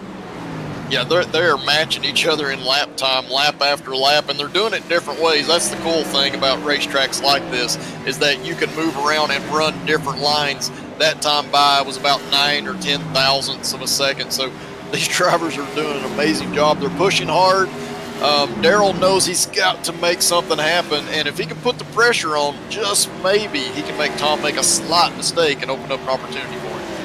Man, sneaky fast is that 99. We have mentioned him a couple times throughout the night, just working his way on up through the field. I did not know he had this kind of pace, JR. I mean, he is right there as we come across the line. 2 fingers in the air, 2 laps to go. Yeah, and Daryl has been faster the last 2 laps out on track, so he is closing in, and that's one of the things you don't always know the pace somebody has until they get out in that cleaner air up toward the front. Right now, Daryl's got that, and he's showing that he has pace. The white flag waving one more time around. Tom doesn't have to be perfect here, just has to hit his marks. Daryl maybe overdrives the entry, slides up in the center, and you got to think final time through 3 and 4. Tom Ogle's going to reach up and grab that checkered flag as he dominates 300 laps here at the Fairgrounds. Daryl Weininger with a huge P2, and Ryan Pittman rounding out the podium. JR, man, oh man, we got our long green flag runs. What a way to finish this race. Yeah, absolutely. And for Tom Ogle, the perfect night. Starts on the pole, gets the win, but Daryl Weininger, the biggest mover in that race, comes up one short, but up 16 spots. That's big.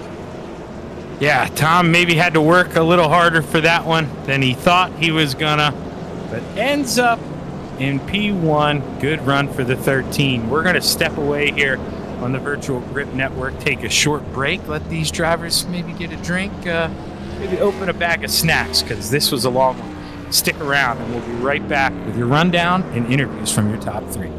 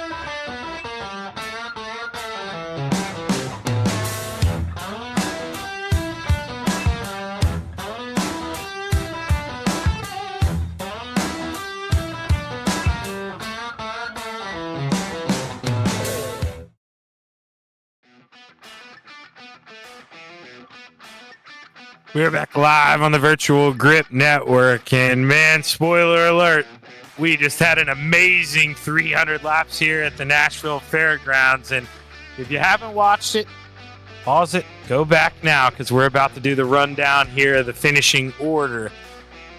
And your winner this evening, the 13 of Tom Ogle, dominated this thing. He had lost the lead for a little bit after a pit stop error, but found his way back to the front. And if not for Daryl Weininger closing in there at the end and coming in a close P2, could have stunk up this finish. But Ryan Pittman rounding out the podium third. The Lipper, Chris Hazlett with a good P4, hung around on the lead lap all night, and a top 5. He is going to be pumped with that one. Scott Negus rounds out the top 5. The Double Deuce, Bruce Pearson, your first car a lap down, coming home 6th. Jeff Lee-Meyer coming home 7th. Todd Cousins 8th.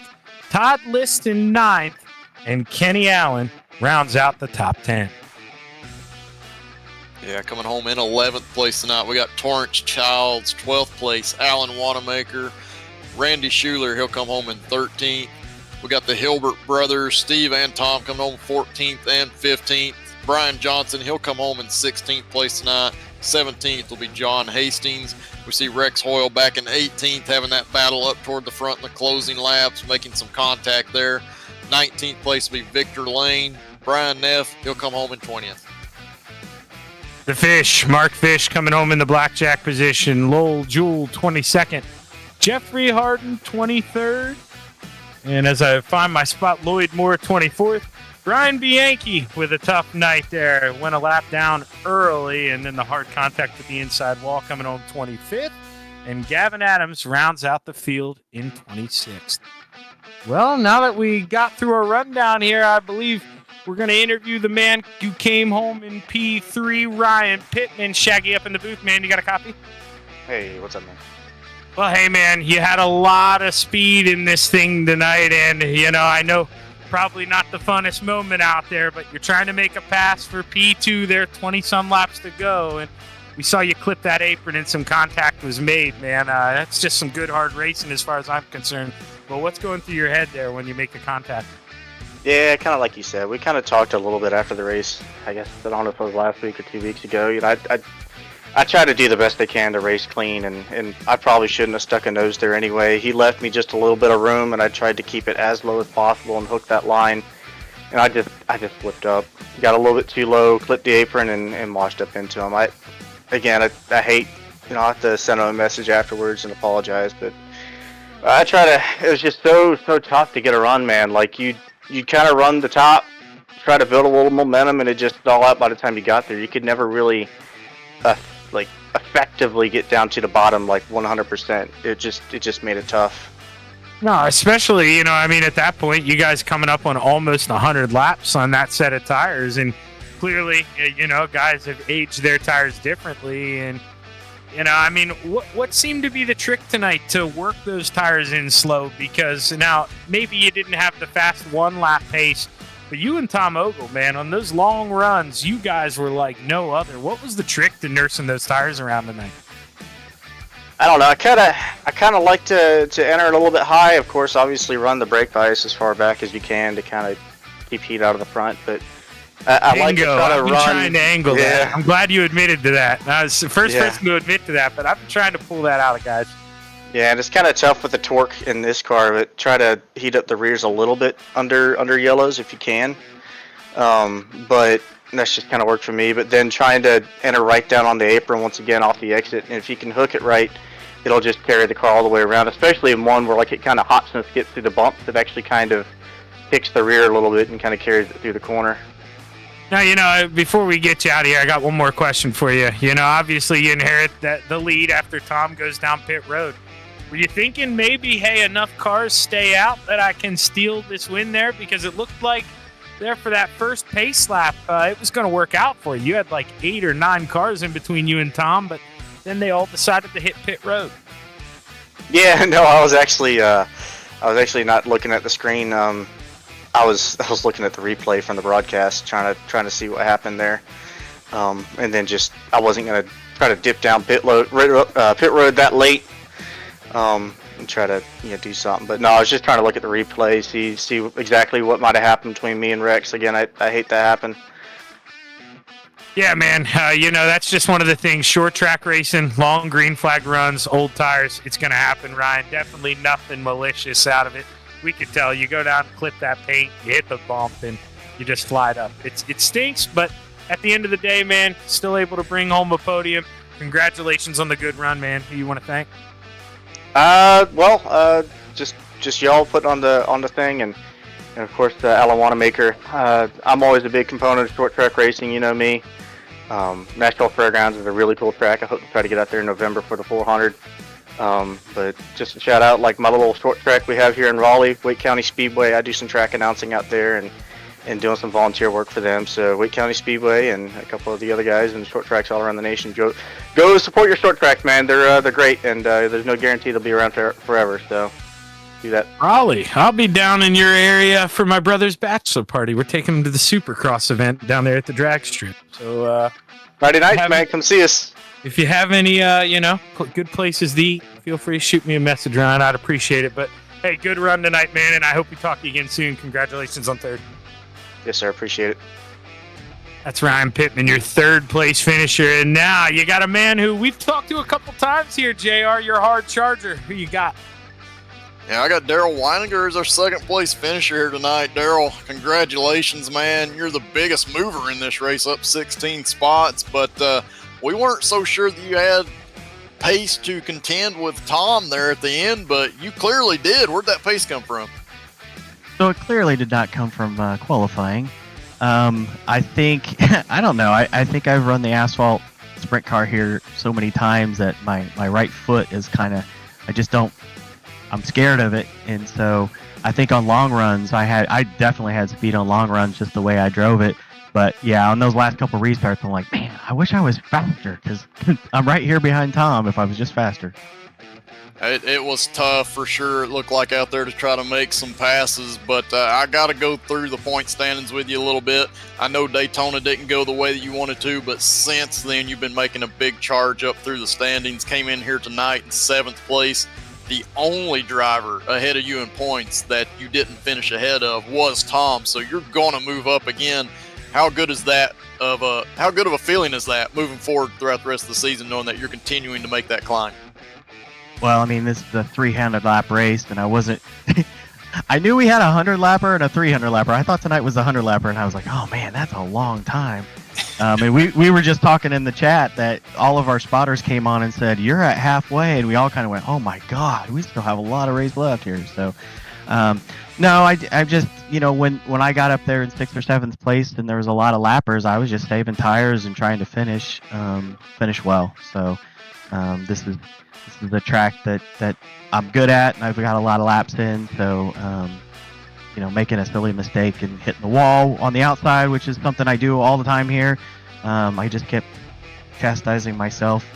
Don't hit the wall! Don't hit the wall! So, I was real excited, and I was trying to scare Tom a little bit, but he's just too good. Yeah, we talked about the strategy you had there. It was definitely a good one to have. Just take care of your stuff, get to the end of the race. So it ultimately paid off in this 300 lapper. Before I let you go here, you guys get about a month off in this league. Then you come back to this racetrack at the Fairgrounds for the 100 lapper. How much different are you going to have to run that race compared to what you did here tonight? It will be a lot more aggressive when we take the green flag going into turn 1. I can guarantee you. When we took the green flag tonight, I was like, wow, look at this. I think we all realize this is a 300 lap race, but it will not be like that in a month from now. So it's definitely what we expect out of you guys. A lot of hard, tough racing out there in these modifieds. But hey, Daryl, congratulations on that 2nd place run. Maybe next time we come back here, we'll get to talk to you again.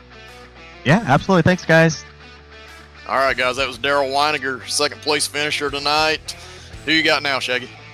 Well, different league, but not such a long time since we've had a talk, Tom. Another win for you. How are we feeling, brother? 300 laps and you come out on top.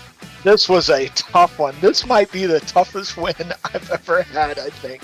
I felt like when I was chasing, I was driving so hard, and then when I was out in front, it was like always like taking shifts, like just burning me up. Like there wasn't a moment's rest in those 300 laps, really. Now I didn't want to see that last caution at all, though, because I was still running pretty good laps. Yeah, that's what I was gonna ask you that later, but we'll lead into that now. You were running really good laps. I mean, we had them displayed. You were about a tenth quicker than everybody else out there on the racetrack. Was it a tough call for you to come in and pit, or did you kind of think if I don't pit, everybody else is gonna pit? I had to pit there because I was running like say 17.7s, and on new tires you can run a 17 flat, so you're going to be so much faster. And now maybe old tires, like when they cool down, you'll have 3 or 4 laps. Well, you saw Ryan stayed out on tires, and he had 3 or 4 laps where he was fine. But then once like his tires got temperature in them, I knew I had to pit. Now I never took left side tires, and I was still at like 93% left front. Okay, because that's what I was going to say. Because obviously, there a while when you were running in second, I believe that was, I can't even remember who was out in front of you. That was Negus. Yep, that was right. Were you a little shocked because you both took 2 tires? I was kind of shocked that you lost that spot. Did we take it a little easy going in or out of the pits? What was the deal there? I'm not sure. Like, he kind of caught up to me. I'm not sure what happened. I took a full fuel load there, and I kind of wondered if he maybe had taken less fuel than me, because you have to wait on fuel. So it was probably came down to he maybe needed less fuel because he wasn't running. I'm not sure where he's running, but if he had to take a gallon less fuel, that would have been enough time to get off pit road before me. That had to be what it was. Now, obviously, for everybody else who didn't, you showed them. Track position, that's a big part of the battle here. You came out here and qualified first. How important is it that you come out and nail qualifying when we come back here in a couple weeks, Tom? Because we're only going 100 laps in a couple weeks. That's going to be really important. I wasn't too worried about 300 laps, but like you got to go. And I think it's going to be a whole different race. Like when I was behind Scott, we went back green, and like I'm just driving with my hair on fire and and I'm like, you know what? I'm going to be better late. So I just backed my corner up and was kind of riding because I knew he would have to burn up his right front up on top there, So once I backed off and got my, you lose the lead and you're all wound up and running twice as hard as you need to. You forget everything that got you the lead to start with. So once I got calmed back down, I knew eventually I would get it back. But in 100 laps, like if you're at lap 70 and you go green, you're not getting the lead back. It's unbelievable the difference in what you feel in the race car and what we see up here, because JR and I did nothing but compliment you for rolling around in second place, real calm, watching Negus overdrive corner entry, man. If you thought you were overdriving that thing, boy, I'll tell you, man, you got a lot more to offer. Probably the first 10 laps, I was definitely overdriving it.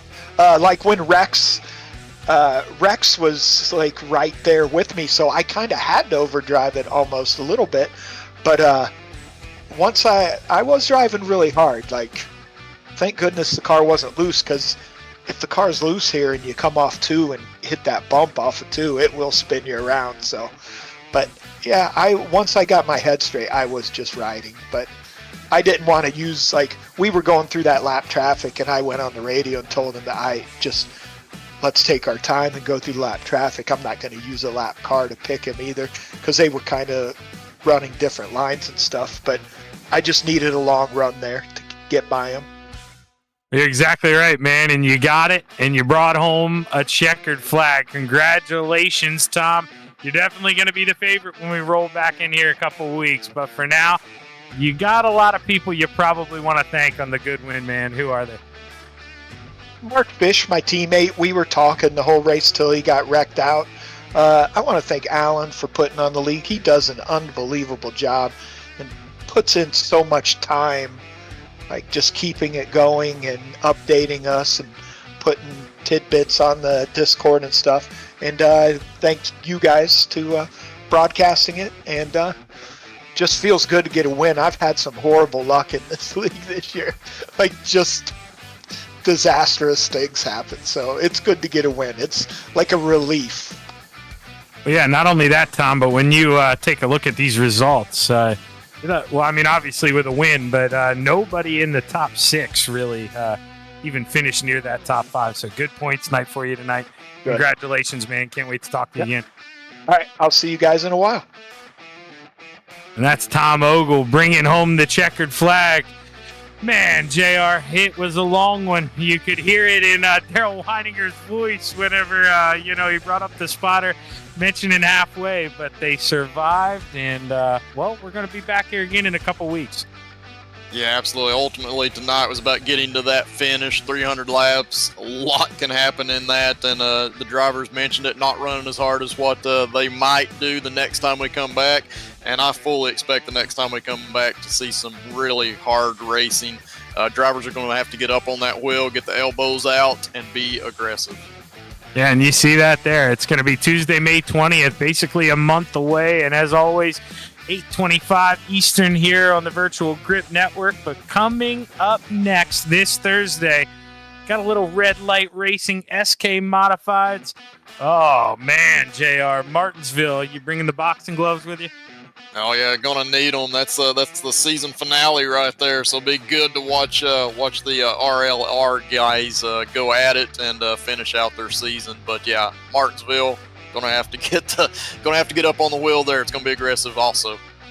It's definitely going to be one to remember here. This Flameless 300 was a good one, and everyone here at the YesterYear Tour Modified Series would like to thank you for tuning in. And, well, on behalf of everyone at the Virtual Grip Network, I'd like to thank my partner, JR, the dude in the back, Ryan Seneker, and last but not least, all of you.